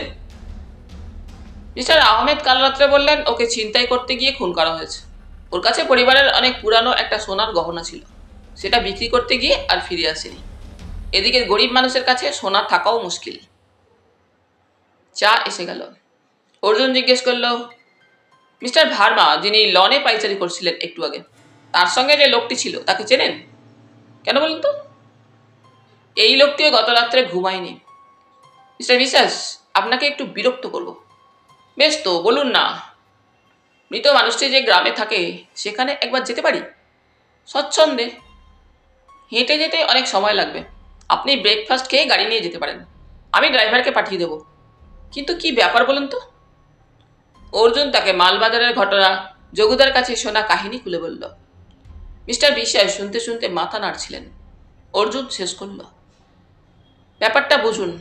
ওই মিস্টার ভার্মা কি মিস্টার পুরী এই বাংলোতেই আমাদের সঙ্গে এসে জুটেছেন। কিন্তু ভার্মা আসার আগেই কোনটা হয়েছে? আর ওর মতো একজন রেসপেক্টেড ভদ্রলোক জঙ্গলে ঢুকে গরিব মানুষকে খুনই বা করতে যাবেন কেন? মিস্টার পুরী, তিনিও তো বিকেল নাগাদ এসেছেন। এই পুরী ভদ্রলোক কি ঘর ছেড়ে বেরিয়েছেন? আমি জানি না, খবর নিতে হবে। অর্জুন উঠে পড়ল। জিপ আসবে 10টা নাগাদ। তার আগে একটু বিছানায় গড়িয়ে তাজা হয়ে নেওয়া দরকার। পাখি ডাকছে দুপাশের জঙ্গলে। নুড়ি বিছানো পথ দিয়ে অর্জুন বাংলোর দিকে হাঁটছিল। 1 নম্বর কালভার্টের কাছে পৌঁছে সে ঝোড়ার জলের দিকে তাকালো। তীরতিরিয়ে বয়ে যাচ্ছে স্রোত। পৃথিবী এখন চমৎকার। এখানে যে লোকটা গতকাল মেয়েদের অনুসরণ করতে করতে জঙ্গলে মিলিয়ে গিয়েছিল, তার সঙ্গে ভার্মা সাহেবের সঙ্গে লনে কথা বলতে আসা লোকটার চেহারার কোনো মিল নেই।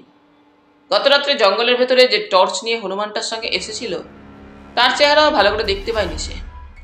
অর্জুন কালভার্টের উপর দাঁড়িয়ে একটু অপেক্ষা করল, তারপর বাংলোর দিকে পা বাড়ালো। লনে কেউ নেই। সেই ট্যাক্সি আর তার ড্রাইভার দাঁড়িয়ে আছে। লোকটা অর্জুনকে দেখতে পেয়ে যে ভীষণ অবাক হয়ে গিয়েছে তা তার মুখ দেখে বোঝা গেল। কিন্তু ওর সঙ্গে কথা বলার জন্য অপেক্ষা করলো না সে। সিঁড়ি দিয়ে উঠতে উঠতে বেয়ারাটার সঙ্গে দেখা হওয়ায় বলে দিল চটপট ঘরে ব্রেকফাস্ট নিয়ে আসতে। রাত জাগলে ভোরবেলা স্নান করলে শরীর অনেকখানি তাজা হয়ে যায়। ঘরে ঢুকে দরজা ভেজিয়ে জামা প্যান্ট খুলতে খুলতে সে কাগজটাকে দেখতে পেল। 3 ভাঁজ কাগজটা মাটিতে পড়ে আছে।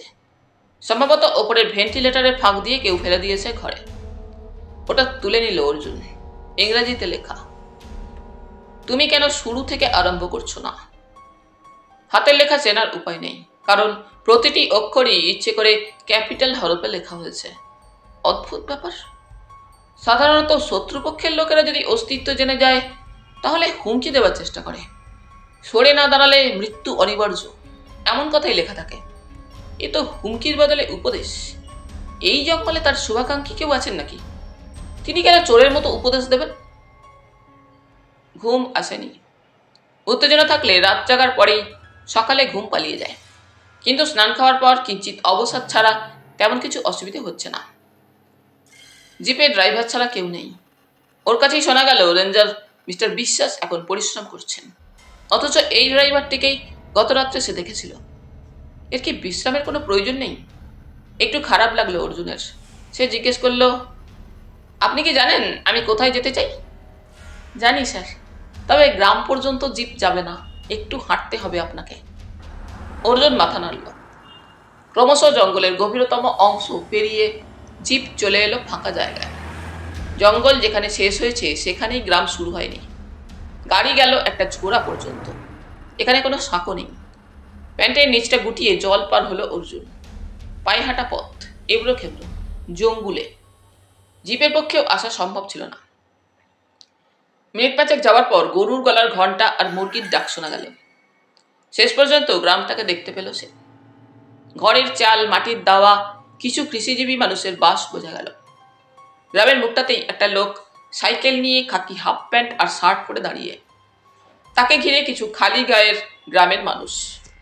ওকে দেখতে পেয়ে লোকটা কপালে হাত ঠেকিয়ে সেলাম করলো। নমস্তে সাব, পরা সাব আমাকে পাঠিয়ে দিয়েছেন আপনাকে সাহায্য করতে। আমি ফরেস্ট ডিপার্টমেন্টে কাজ করি, 4 নম্বর বিটে আছি। অর্জুন তাকে নমস্কার করল। এখানকার মানুষ জানে মৃত্যু ব্যাপারটা? হ্যাঁ সাব, কালই খবর পেয়েছে, কিন্তু কেউ যায়নি। যায়নি কেন? গেলে তো মুশকিল। ডেড বডি আলিপুরদুয়ারের হসপিটালে নিয়ে যেতে হবে পোস্টমর্টেম করতে, সেখান থেকে আবার গ্রামে ফিরিয়ে আনতে হবে। বেশ মোটা খরচ। এদের সেই সামর্থ্য নেই। না গেলে পুলিশই নিজে থেকে সেসব করিয়ে পুড়িয়ে দেবে। খারাপ লাগলো, কিন্তু খুব একটা অবাক হলো না অর্জুন। ইতিমধ্যেই সে বুঝে গেছে পেট ভরে খাওয়ার সামর্থ্যই এদের নেই। সে জিজ্ঞেস করলো, লোকটির ছেলে মেয়ে বা স্ত্রী নেই? আছে, আমি ওদের আপনার কথা বলে আটকে রেখেছি। আসুন সব। আটকে রেখেছেন মানে? কোথায় যাচ্ছিল ওরা? পেটের ধান্দায়। একদিন বাড়িতে বসে থাকা মানে পেটে দানা পানি না দেওয়া। অর্জুন লোকটিকে অনুসরণ করলো। তাদের পেছন পেছন গ্রামের লোকজন চলল। একটা জীর্ণ কুটিরের সামনে গিয়ে এসে 4-5টা শীর্ণ বাচ্চা আর তাদের মাকে দেখতে পেল। মহিলাটির শরীরে শতচ্ছিন্ন শাড়ি এবং তারই আঁচল দিয়ে তিনি চোখ মোছার চেষ্টা করে যাচ্ছেন।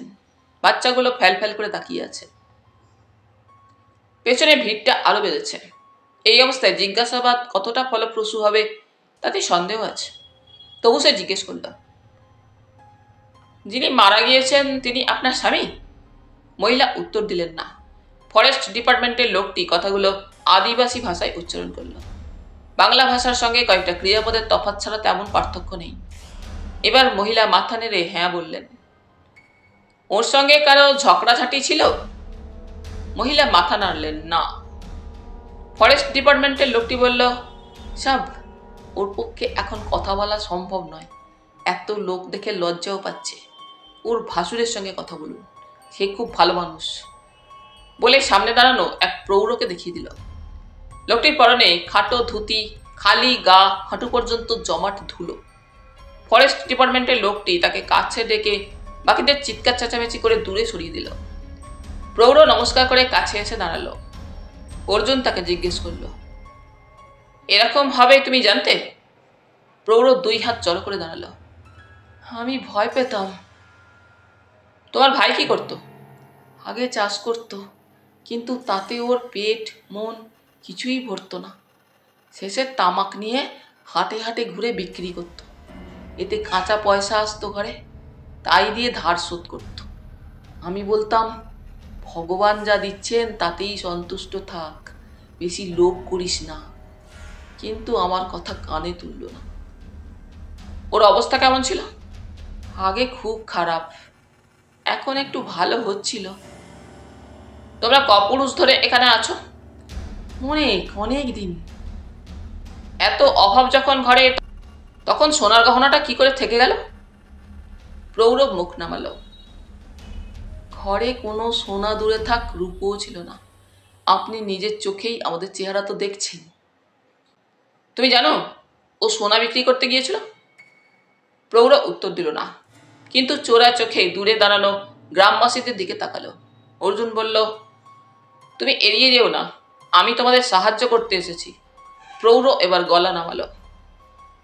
আমি তো সেই ব্যাপারেই সাবধান করেছিলাম, বেশি লোভ করিস না। কথাটা কানে নিলে এভাবে মরতে হতো না। সোনাটা ও পেয়েছিল কোথায়? তা আমি জানি না, বলেনি আমাকে। কোনো এক হাটে কার সঙ্গে নাকি আলাপ হয়েছিল। সে বলেছিল 1 ভরি সোনা যদি বিক্রি করে দেয় তাহলে 100 টাকা পাবে। কত টাকায় বিক্রি করতে বলেছিল? তা আমাকে বলেনিও। সোনাটা তুমি দেখেছো? মাথা নাড়ল প্রৌঢ়। একটা গোল আংটির মতো, কিন্তু ঠিক আংটি নয়। এই গ্রামের আর কেউ সোনা বিক্রির ব্যবসায় নেমেছে? লোকটা চোরা চোখে তাকালো, তারপর মাথা নাড়ল। জানি না আমি। তোমার কাউকে সন্দেহ হয় যে ওকে খুন করতে পারে? না। অর্থাৎ আর কোনো নতুন তথ্য পাওয়া যাবে না? প্রৌঢ় ভয় পাচ্ছে। অর্জুনের দৃঢ় বিশ্বাস যে এই গ্রামে আরো লোক আছে যাদের সোনা বিক্রির ব্যাপারে ব্যবহার করা হয়েছে। সে মনে মনে হতাশ হলো। ফরেস্ট ডিপার্টমেন্টের লোকটি অবাক হয়ে শুনছিল এসব কথা। শেষ হওয়া মাত্র বলল, হায় বাপ, সোনা বিক্রি করার ক্ষমতা হয় এদের? হ্যাঁ সাব, ধংমালি গ্রামের একটা লোক সোনার আংটি বিক্রি করতে গিয়েছিল মাদারিহাটে। লোকটা 3 কুলে কেউ সোনা দেখেনি, সবাই ভেবেছিল চোরাই সোনা। আসার পথে কারা যেন মারধর করে সোনা কেড়ে নিয়েছে। অর্জুন জিজ্ঞেস করলো, ধংমালি গ্রাম এখান থেকে কত দূরে? সাইকেলে 1 ঘন্টা লাগবে। জিপ যায়? হ্যাঁ সাব। আমাকে নিয়ে যাবেন? লোকটি মাথা নেড়ে এগিয়ে চলল। প্রায় বোবা হয়ে গ্রামের লোকগুলো তাদের যেতে দিল।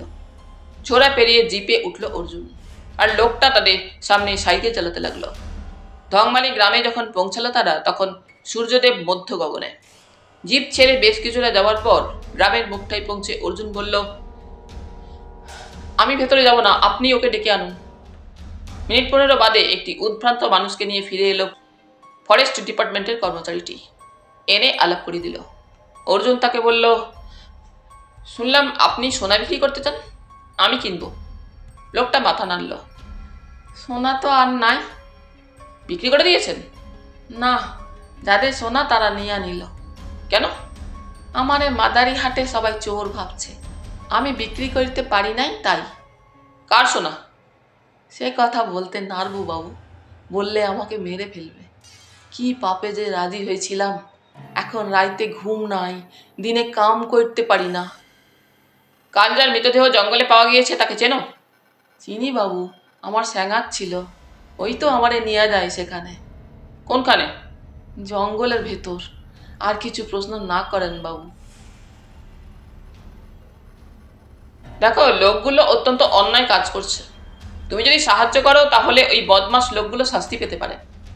তার আগে আমারে মাইরা ফেলবে বাবু, হাতে পায়ে ধইরা একবার বাইচ্চা আসছি। আমি যাই এখন। ওদের মধ্যে কারো মোটর বাইক ছিল? হ। ঘাড় নাড়ল লোকটা। তারপরে খেয়াল হলে দ্রুত গ্রামের দিকে পা চালালো। ফরেস্ট ডিপার্টমেন্টের লোকটার কাছ থেকে বিদায় নিয়ে অর্জুন জিপে উঠে বসল। রহস্য এবং তার সন্ধানের পথে অনেকটা এগিয়ে যাচ্ছে সে, এমন মনে হচ্ছিল। কিন্তু সেই সঙ্গে নিজেকে সতর্ক করল সে, এসব নিয়ে তার মাথা ঘামানোর কথা নয়। সে যে দায়িত্ব নিয়ে এসেছে তাতে তার এখন বাংলায় থাকা উচিত। জিপটা যখন গ্রামের রাস্তা ছাড়িয়ে জঙ্গলে ঢুকলো, তখন অন্য একটা চিন্তা তার মাথায় এলো। সে যে এই দুটো গ্রামে এসেছে, খবরটা যাদের দরকার তারা পেয়ে যাবেই। সেটা পাওয়ার পর কি ঘটতে পারে। এই সময় দূরে একটা মোটর বাইকের আওয়াজ হলো, আর আওয়াজটা এদিকেই এগিয়ে আসছে। অর্জুন চটপট জিপের ড্রাইভারকে থামতে বলল। লোকটা ব্রেক কষতে সে লাফিয়ে নেমে পড়ল। আপনি 8 কিলোমিটার এগিয়ে গিয়ে আমার জন্য অপেক্ষা করবেন। কেউ যদি কিছু জিজ্ঞেস করে তাহলে বলবেন একাই যাচ্ছেন। ড্রাইভার বলল, এগিয়ে যাওয়ার দরকার নেই, আমি এখানেই বনেটটা খুলে ইঞ্জিন দেখি। কেমন একটা সাউন্ড হচ্ছে। অর্জুন দৌড়ে জঙ্গলের মধ্যে ঢুকে গেল। বড় ঘাস আর শাল সেগুনের গাছে জায়গাটা ছায়া মাখামাখি।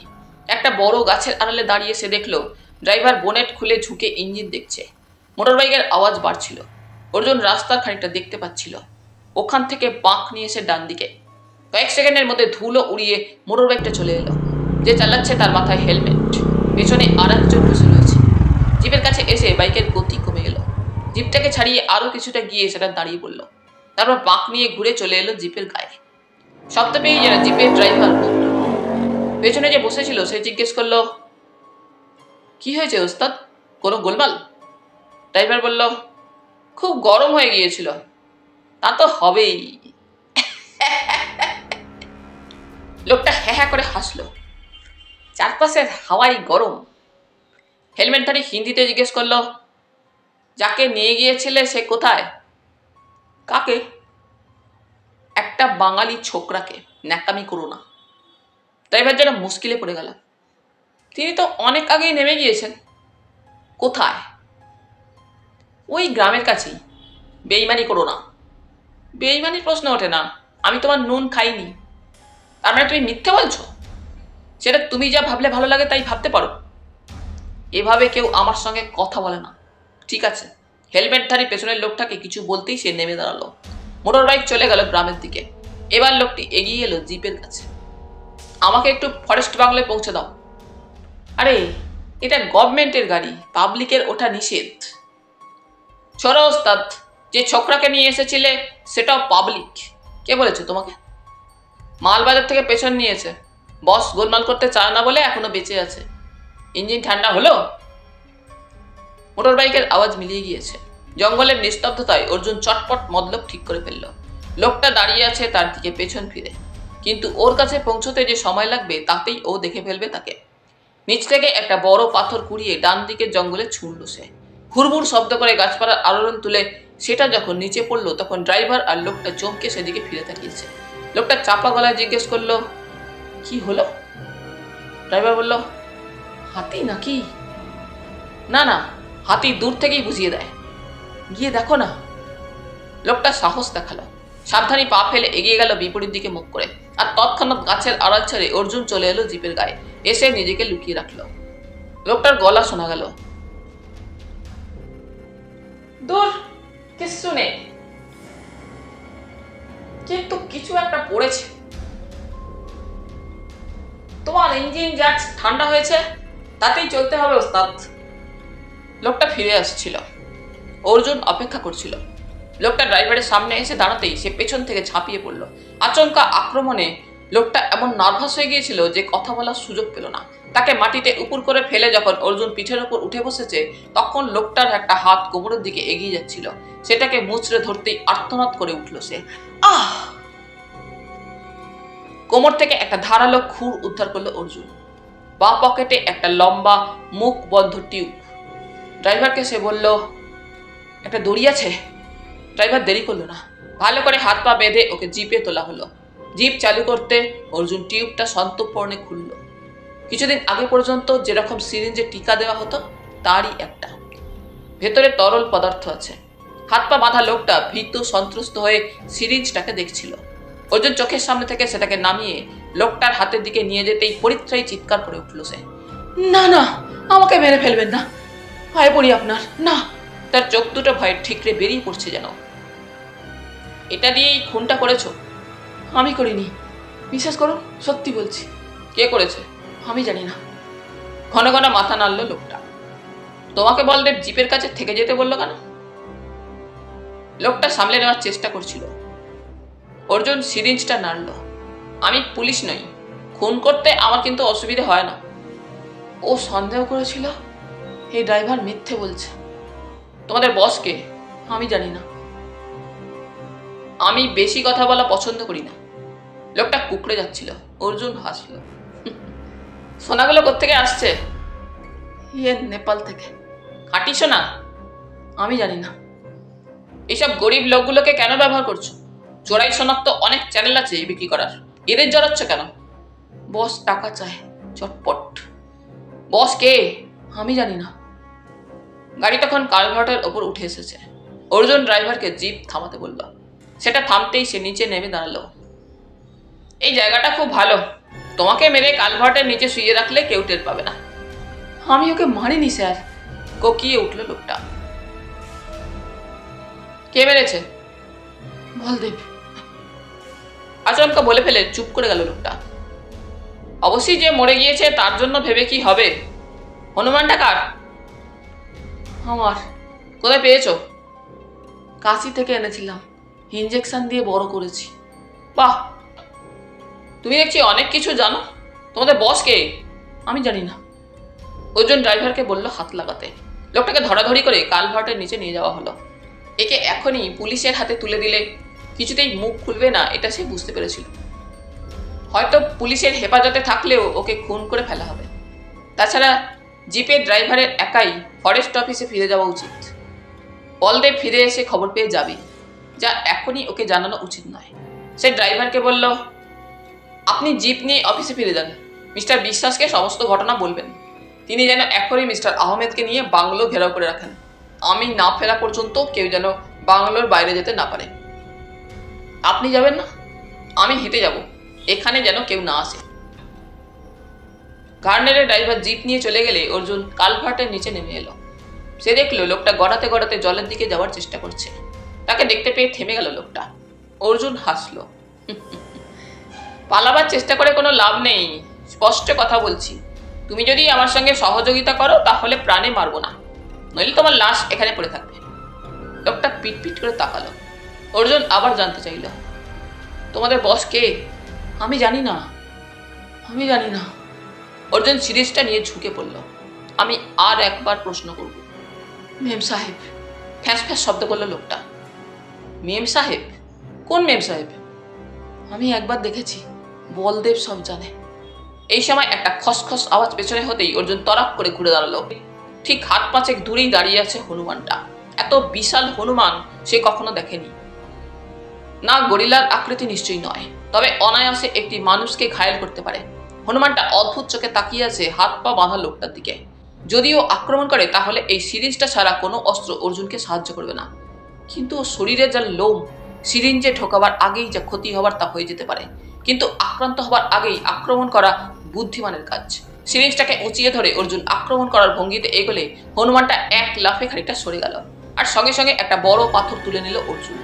এবং তখনই খুঁটটার কথা মনে পড়লো, ওটা তার পকেটেই রয়ে গেছে।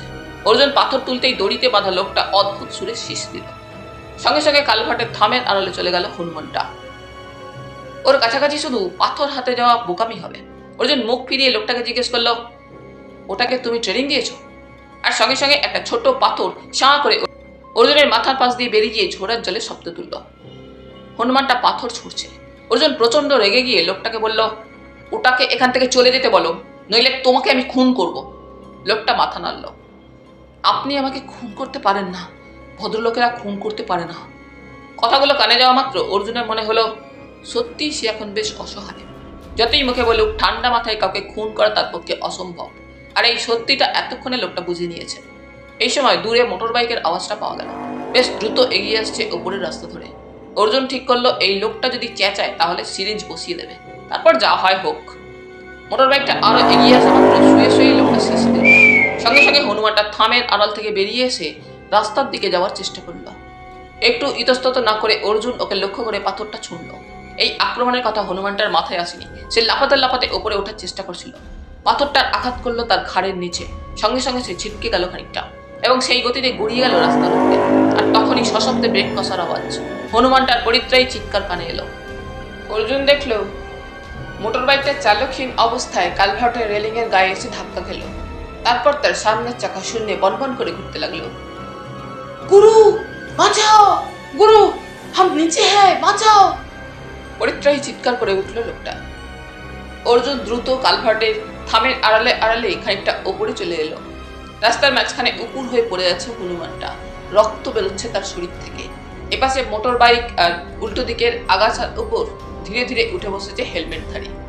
নিশ্চয়ই সে চোট খেয়েছে, কিন্তু উঠে বসার সময় লোকটি চিৎকার তার কানে যাওয়ায় সে পকেট থেকে একটা রিভলভার বের করে সতর্ক চোখে তাকাচ্ছে। স্পিড বেশি থাকায় হনুমানটা যখন ব্যালেন্স হারিয়ে সামনে পড়েছিল তখন লোকটাই আর ব্রেক কষার সময় পায়নি। এই লোকটি নিশ্চয়ই বলদেব। আর চোখে অর্জুন দেখল কালভার্টের নিচে শরীর বাঁধন সত্ত্বেও লোকটা উঠে বসার চেষ্টা করছে। তার গলা থেকে এক নাগাড়ে চিৎকার ছিটকে বেরোচ্ছে। ওর পক্ষে হাঁটা কোনো মতেই সম্ভব নয়। এবার নিশ্চয়ই বলদেব ওর উদ্ধারের জন্য এগিয়ে আসবে, এবং সেক্ষেত্রে রিভলভারের সঙ্গে জেদ দেখানোর মতো বোকামি সে করতে পারে না। অথচ এখানে দাঁড়িয়ে থাকলে সে ধরা পড়ে যেতে বাধ্য। অর্জুন দেখল বলদেব সোজা হয়ে দাঁড়িয়েছে রিভলভার হাতে, থুক করে থুতু ফেলল। এত দূর থেকেও অর্জুনের মনে হলো থুতুর রং লাল। নিশ্চয়ই দাঁত ভেঙে গেছে পড়ার সময়, বা হাতে চোট খেয়েছে, কারণ হাতটাকে বুকের কাছে তুলে ধরেছে। হঠাৎ বলদেব চিৎকার করে উঠল, কাহা হ্যায় তুম, এ মুর্দা কা বাচ্চা। গলার স্বরে জঙ্গল গম গম করতে লাগলো। কালভার্টের নিচ থেকে লোকটা চেঁচিয়ে উঠল, নিচে ছোড়া কা পাশ। বলদেব দুপা এগোলো। তার হাঁটতে কষ্ট হচ্ছে, কিন্তু সেই অবস্থায় সে চেঁচালো, ইয়া কি ভাবছিস? আমার সঙ্গে ইয়া কি? হনুমান লিখে দেবা, উঠে আয় অবশ। লোকটা কাতরে বলল, কি করে উঠবো, আমার হাত পা বাঁধা। পরস্পরকে না দেখেও এই যে কথাবার্তা তা হিন্দিতে হচ্ছিল। বলদেব সোজা হলো, কে বাঁধলো তোকে? তোর কাছে কেউ আছে নাকি? সেই চিড়িয়া মেয়েগুলোর সঙ্গে এসেছে, ভরকি দিয়েছে গুরু। এতক্ষণ আমাকে সিরিঞ্জ ঢোকাবার ভয় দেখাচ্ছিল, এখন দেখতে পাচ্ছি না। অর্জুন দেখলো আহত হওয়া সত্ত্বেও এক ঝটকায় নিজেকে তৈরি করে বলদেব ছুটে এলো মোটর বাইকের কাছে। লোকটাকে এখন ভীতু বলে মনে হচ্ছে। অর্জুন যেখানে আড়াল নিয়ে দাঁড়িয়ে আছে সেখান থেকে বলদেব মাত্র হাত 10 দূরে। সে মোটর বাইকটাকে কোনো মতে সোজা করলো। শরীরে প্রচুর শক্তি না থাকলে এই অবস্থায় ওটা করা সম্ভব নয়, কিন্তু বাইকটার অবস্থা এমন সঙ্গীন হয়ে গিয়েছে যে হতাশায় ঠেলে দিল বলদেব ওটাকে। আবার কালভার্টের রেলিং এর ওপর ঝপাং শব্দে পড়ল সেটা। এবার মুখ ঘুরিয়ে কতকটা নেমে এলো লোকটা। আরেকটু এগোলেই অর্জুন ধরা পড়ে যাবে ওর চোখে। বুকের মধ্যে যেন হাতুড়ি পেটা শুরু হয়ে গেছে। অর্জুন বলদেবের পা এবং হাঁটু দেখতে পাচ্ছে এখন। তোকে ধরলো কি করে?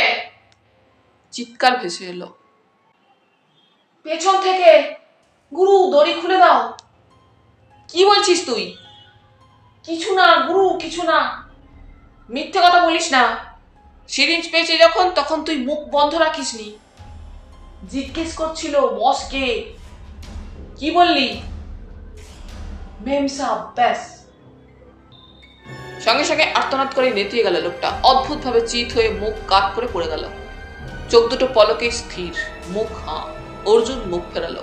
হাঁটু এবং পা ধীরে ধীরে উপরে উঠে গেল। অর্জুন আরো কিছুক্ষণ দাঁড়িয়ে থাকলো। চোখের সামনেই একটা খুন হয়ে গেল। এই লোকটার কাছ থেকে নিশ্চয়ই কিছু খবর পাওয়া যেত, যেটা বলদেব চাইছিল না। হনুমানটা নিশ্চয়ই এই লোকটারই পোষা। বেচারা বলদেবকে খবর দিতে গিয়ে প্রাণ হারালো। কিন্তু এই কালভার্টের নিচ থেকে বের হওয়া দরকার। অথচ বোঝা যাচ্ছে না বলদেব কাছে পিঠে আছে কিনা। সে যদি অপেক্ষা করে থাকে তাহলে তার দশা ওই লোকটার মতোই হবে। হঠাৎ ছপাং শব্দ হতেই চমকে উঠল অর্জুন। মোটর বাইকটা ঠিক ছোড়ার মাঝখানে পড়ে আস্তে আস্তে তলিয়ে গেল। ওখানে জলের গভীরতা বড়জোর 4-5 ফুট। থামের আড়ালে ছিটিয়ে দাঁড়িয়ে সে দেখল বলদেব টলতে টলতে বাংলোর দিকে এগিয়ে যাচ্ছে রাস্তা ধরে। একটু সময় নিয়ে সে কালভার্টের নিচ থেকে বেরিয়ে এলো।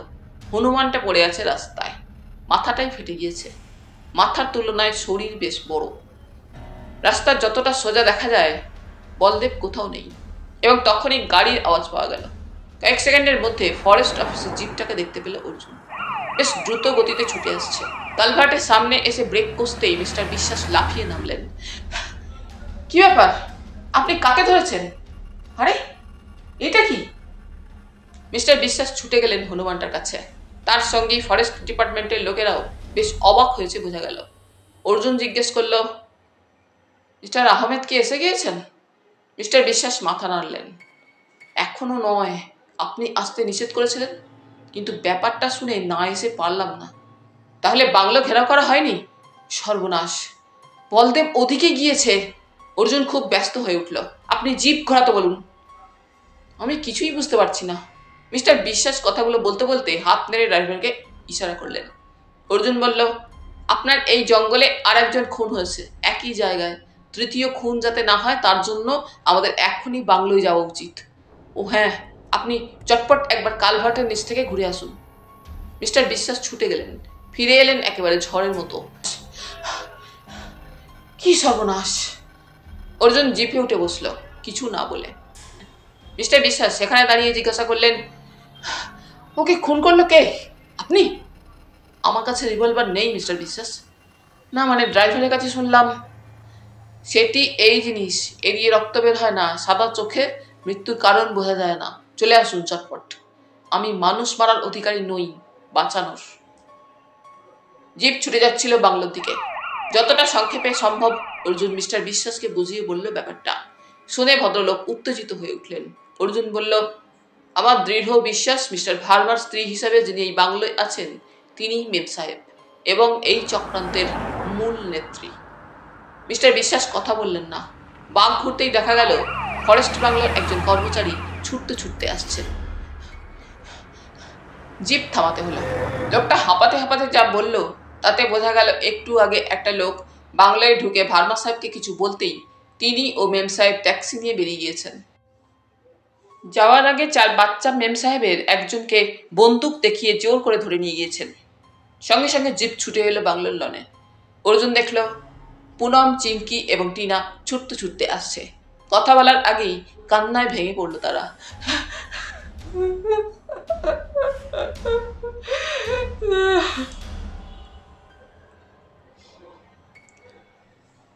অর্জুন শুনল সে বেরিয়ে যাওয়ার কিছু আগে নাকি নন্দিনী একাই গিয়েছিল ভার্মা সাহেবের ঘরে। সে বন্ধুদের বলেছিল লোকটার মুখোশ খুলে দেবে। ওরা তাকে অর্জুনের নিষেধের কথা মনে করিয়ে দিয়েছিল, কিন্তু কথা শোনেনি নন্দিনী।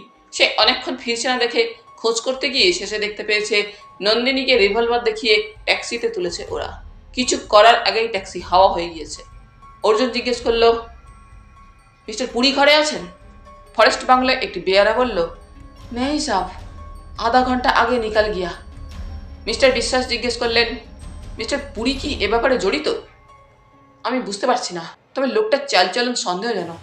আপনি এখনই পুলিশ স্টেশনে টেলিফোন করুন, ওদের রাস্তায় আটকাতে বলুন। অর্জুন ব্যস্ত হলো। জিপ চলে এলো ফরেস্ট অফিসে। দৌড়ে সিঁড়ি ভেঙে উঠে গেলেন মিস্টার বিশ্বাস। মিনিটখানেক বাদে ফিরে এসে জিপে উঠলেন। ড্রাইভার চালো। লাইন পাওয়া গেল না, ওরা বেশি দূর যেতে পারেনি। আহমেদেরও তো এতক্ষণে এই রাস্তা আসার কথা। ড্রাইভার জোরে।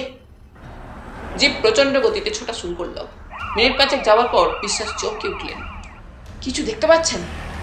অর্জুনের নজরে পড়েছে ততক্ষণে একটা জিপ রাস্তা থেকে অনেকটা সরে এসে জঙ্গলের মধ্যে ঢুকে গিয়ে উল্টে যাওয়ার ভঙ্গিতে আটকে আছে। ফরেস্ট ডিপার্টমেন্টের জিপ থামানো মাত্র একজন পুলিশ ছুটে এলো। ওটা যে মিস্টার আহমেদের জিপ তা বুঝতে আর অসুবিধা নেই। পুলিশটি বলল, ভাগ্যিয়া সাপ, দেখেন পাকার জায়গা। মিস্টার বিশ্বাস জিজ্ঞেস করলেন, কি হয়েছে খুলে বলো। লোকটা জানালো, থানা থেকে যখন তারা আসছিল তখন চেকপোস্টে এক ভদ্রলোক মিস্টার আহমেদের সঙ্গে কিছু কথা বলেন। তারপরেই মিস্টার আহমেদ ড্রাইভার ও 2জন সেপাইকে নির্দেশ দেন জিপ নিয়ে বাংলোয় এসে রেঞ্জার সাহেবকে খবর দিতে যে তিনি চেকপোস্টেই অপেক্ষা করছেন। সেই মতো বেশ স্পিডে যখন তারা আসছিল তখন এদিক থেকে একটা ট্যাক্সি ঝড়ের মতো উড়ে আসে। ড্রাইভার ভেবেছিল ট্যাক্সি সাইড দেবে, কিন্তু সেটা দিচ্ছে না এবং সংঘর্ষ অনিবার্য দেখে বাধ্য হয়ে ড্রাইভার জিপ নিয়ে জঙ্গলে নেমে যায়। এতে একজন সেপাই আহত হয়েছে। তাকে নিয়ে অন্য সেপাই রওনা হয়ে গিয়েছে চেকপোস্টের দিকে। শোনামাত্র জিপ রওনা হলো। কিছুক্ষণ বাদে মিস্টার বিশ্বাস বললেন, এই বাঁকটা ঘুরলেই চেকপোস্ট। তখনই ওরা সেপাই দুটোকে দেখতে পেল, একজন খোঁজাচ্ছে। অর্জুন বলল, তাহলে এখানেই গাড়ি থামান, ঠিক রাস্তার মাঝখানে। গাড়ি থামতেই ওরা নেমে পড়ল। আহত সেপাইটিকে গাড়িতে রেখে দিয়ে অস্ত্রধারীকে অর্জুন বলল অনুসরণ করতে। মিস্টার বিশ্বাস সঙ্গ নিলেন। গাড়ির রাস্তা ছেড়ে জঙ্গলের মধ্য দিয়ে কিছু দূর এগিয়ে যেতে চেকপোস্টের খানিকটা দূরে ট্যাক্সিটাকে দেখতে পেল ওরা। ট্যাক্সির মধ্যে দুজন বসে আছে, ড্রাইভারও। চেকপোস্টের লোহার গেট বন্ধ। গেটের ওপাশে কয়েকজন পুলিশ আর ট্যাক্সির সামনে বলদেব। সামনে নন্দিনীকে রেখে দাঁড়িয়ে। এই সময় বলদেব চিৎকার করলো হিন্দিতে, আমি শেষবার বলছি, গেট খুলে সরে না দাঁড়ালে এই মেয়েটার জান চলে যাবে। এবার একজন চৌকিদার গোছের লোক গেট খুলে দিল। বলদেব এক হাতে রিভলভার, অন্য হাতে নন্দিনীকে ধরে ট্যাক্সির দরজায় চলে এলো। তারপর চিৎকার করলো, চালাকির চেষ্টা করলে খুব খারাপ হবে। এই সময় একটা ফায়ারিং এর আওয়াজ হয়েছে। সেটা এত কাছে যে অর্জুন চমকে পেছন ফিরে তাকালো। ততক্ষণে মাটিতে পড়ে গিয়েছে বলদেব, আর তার হাত থেকে রিভলভারটা ছিটকে গিয়েছে খানিক দূরে। অর্জুন দৌড়ে রাস্তায় চলে এসে রিভলভারটা কুড়িয়ে নিতে গিয়ে থমকে দাঁড়ালো। তারপর শরীরটাকে গুটিয়ে বাঁ পাশে লাফালো। মিস্টার ভার্মার ছড়া গুলিটা তার সামান্য পাশ দিয়ে বেরিয়ে গেল। কিন্তু দ্বিতীয়বার গুলি ছোড়ার সুযোগ পেলেন না ভদ্রলোক। মাটিতে পড়ে থাকা অর্জুন যখন দ্বিতীয় গুলির জন্য অপেক্ষা করছে, তখন বিপরীত দিকে জানালা থেকে একটি হাত এগিয়ে এসেছিল মিস্টার ভার্মার দিকে। No more, otherwise you will be dead. Mister ভার্মার হাত থেকে রিভলভার পড়ে গেল। অর্জুন চিৎকার করে উঠল, অমলদা, আপনি! ততক্ষণে পেছন থেকে মিস্টার আহমেদ বেরিয়ে এসেছেন জঙ্গল থেকে। সেপাইরা ছুটে এলো চেকপোস্টের আড়াল থেকে। গাড়ি থেকে টেনে বার করা হলো মিস্টার ভার্মা আর মিসেস ভার্মা নামক মহিলাকে। নন্দিনীর কথা বলার ক্ষমতা ছিল না। আহমেদ পরীক্ষা করে বললেন, লোকটা আগেই উন্নেট ছিল, but he is dead. Mister বিশ্বাস বললেন, একটু আগে ও আর একজনকে খুন করেছে। সে কি? কোথায়? মিস্টার আহমেদ বললেন। আধ ঘন্টা বাদে ওরা সবাই থানায় বসেছিল মিস্টার আহমেদের টেবিলের সামনে। ইতিমধ্যে লোক পাঠানো হয়েছে কালভার্টের নিচ থেকে মৃতদেহ উদ্ধার করতে। অমল সোম বললেন, আগে অর্জুন, তোমার গল্পটা শোনা যাক। অর্জুন বিস্তারিত বলল। আহমেদ বললেন, আমরা খবর পেয়েছিলাম সোনা বিক্রির ঢেউ মালবাজারের দিকেই লেগেছে, কিন্তু এদিকটায় শুধু উগ্রপন্থীদের নিয়ে সময় কাটছিল আমার।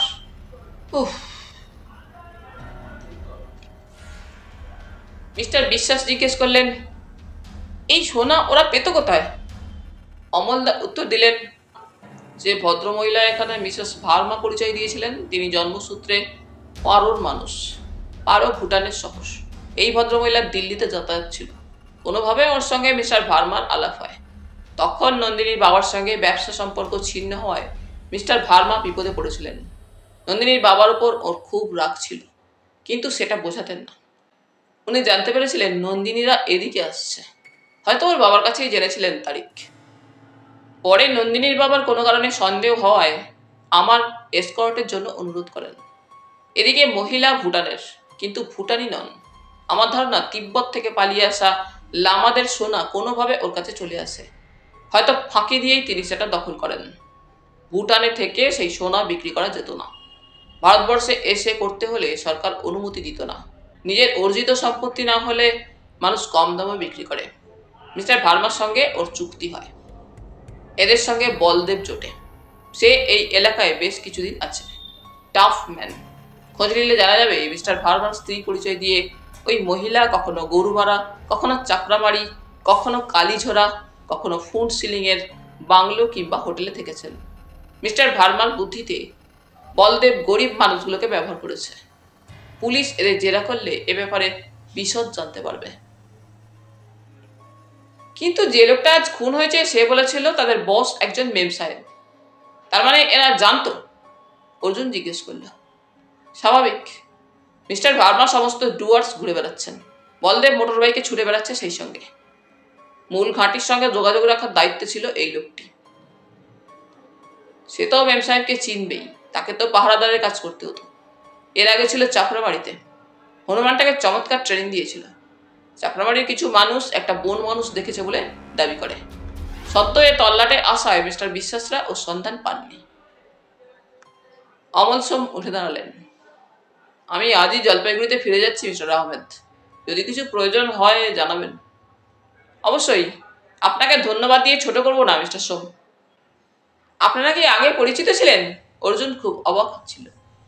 হ্যাঁ, মানে গতকাল আমি যখন ফরেস্ট থেকে ফিরে আসি তখন উনি থানায় এসে আলাপ করে গিয়েছিলেন, মিস্টার আহমেদ বললেন। থানার বাইরে এসে অর্জুন অভিমানে ফেটে পড়ল। অমলদা, আপনি মিস্টার পুরী নামে আমাদের ফলো করেছেন, অথচ একবারও জানতে দেননি কেন? অমল সোম অর্জুনের কাঁধে হাত রাখলেন। তুমি শিলিগুড়িতে রওনা হওয়ার পর নন্দিনীর বাবার আর একটা টেলিগ্রাম পাই। তিনি বিপদের গন্ধ পেয়েছিলেন, তাই ভাবলাম তোমাদের সঙ্গে থাকি। চলি, ভালো কাজ করেছো, তবে এখনই তোমার ফরেস্ট বাংলোতে ফিরে যাওয়া উচিত। নন্দিনীকে আমি সেখানে পাঠিয়ে দিয়েছি, এবার নিশ্চিন্তে ওদের দার্জিলিংটা ঘুরিয়ে দেখাও। অমলদা গম্ভীর পায়ে গাড়িতে উঠলেন। অর্জুন ঠোঁট কামড়ালো। তার সব আছে, শুধু আরেকটু অভিজ্ঞতা দরকার, অমলদার মতো। তাহলে বন্ধুরা, আজ এই পর্যন্তই। গল্প পাঠ তোমাদের ভালো লেগে থাকলে তোমাদের কাছে আবারও অনুরোধ থাকলো, লাইক, শেয়ার এবং সাবস্ক্রাইব করে তোমাদের মূল্যবান মতামত পাঠানোর জন্য। ধন্যবাদ।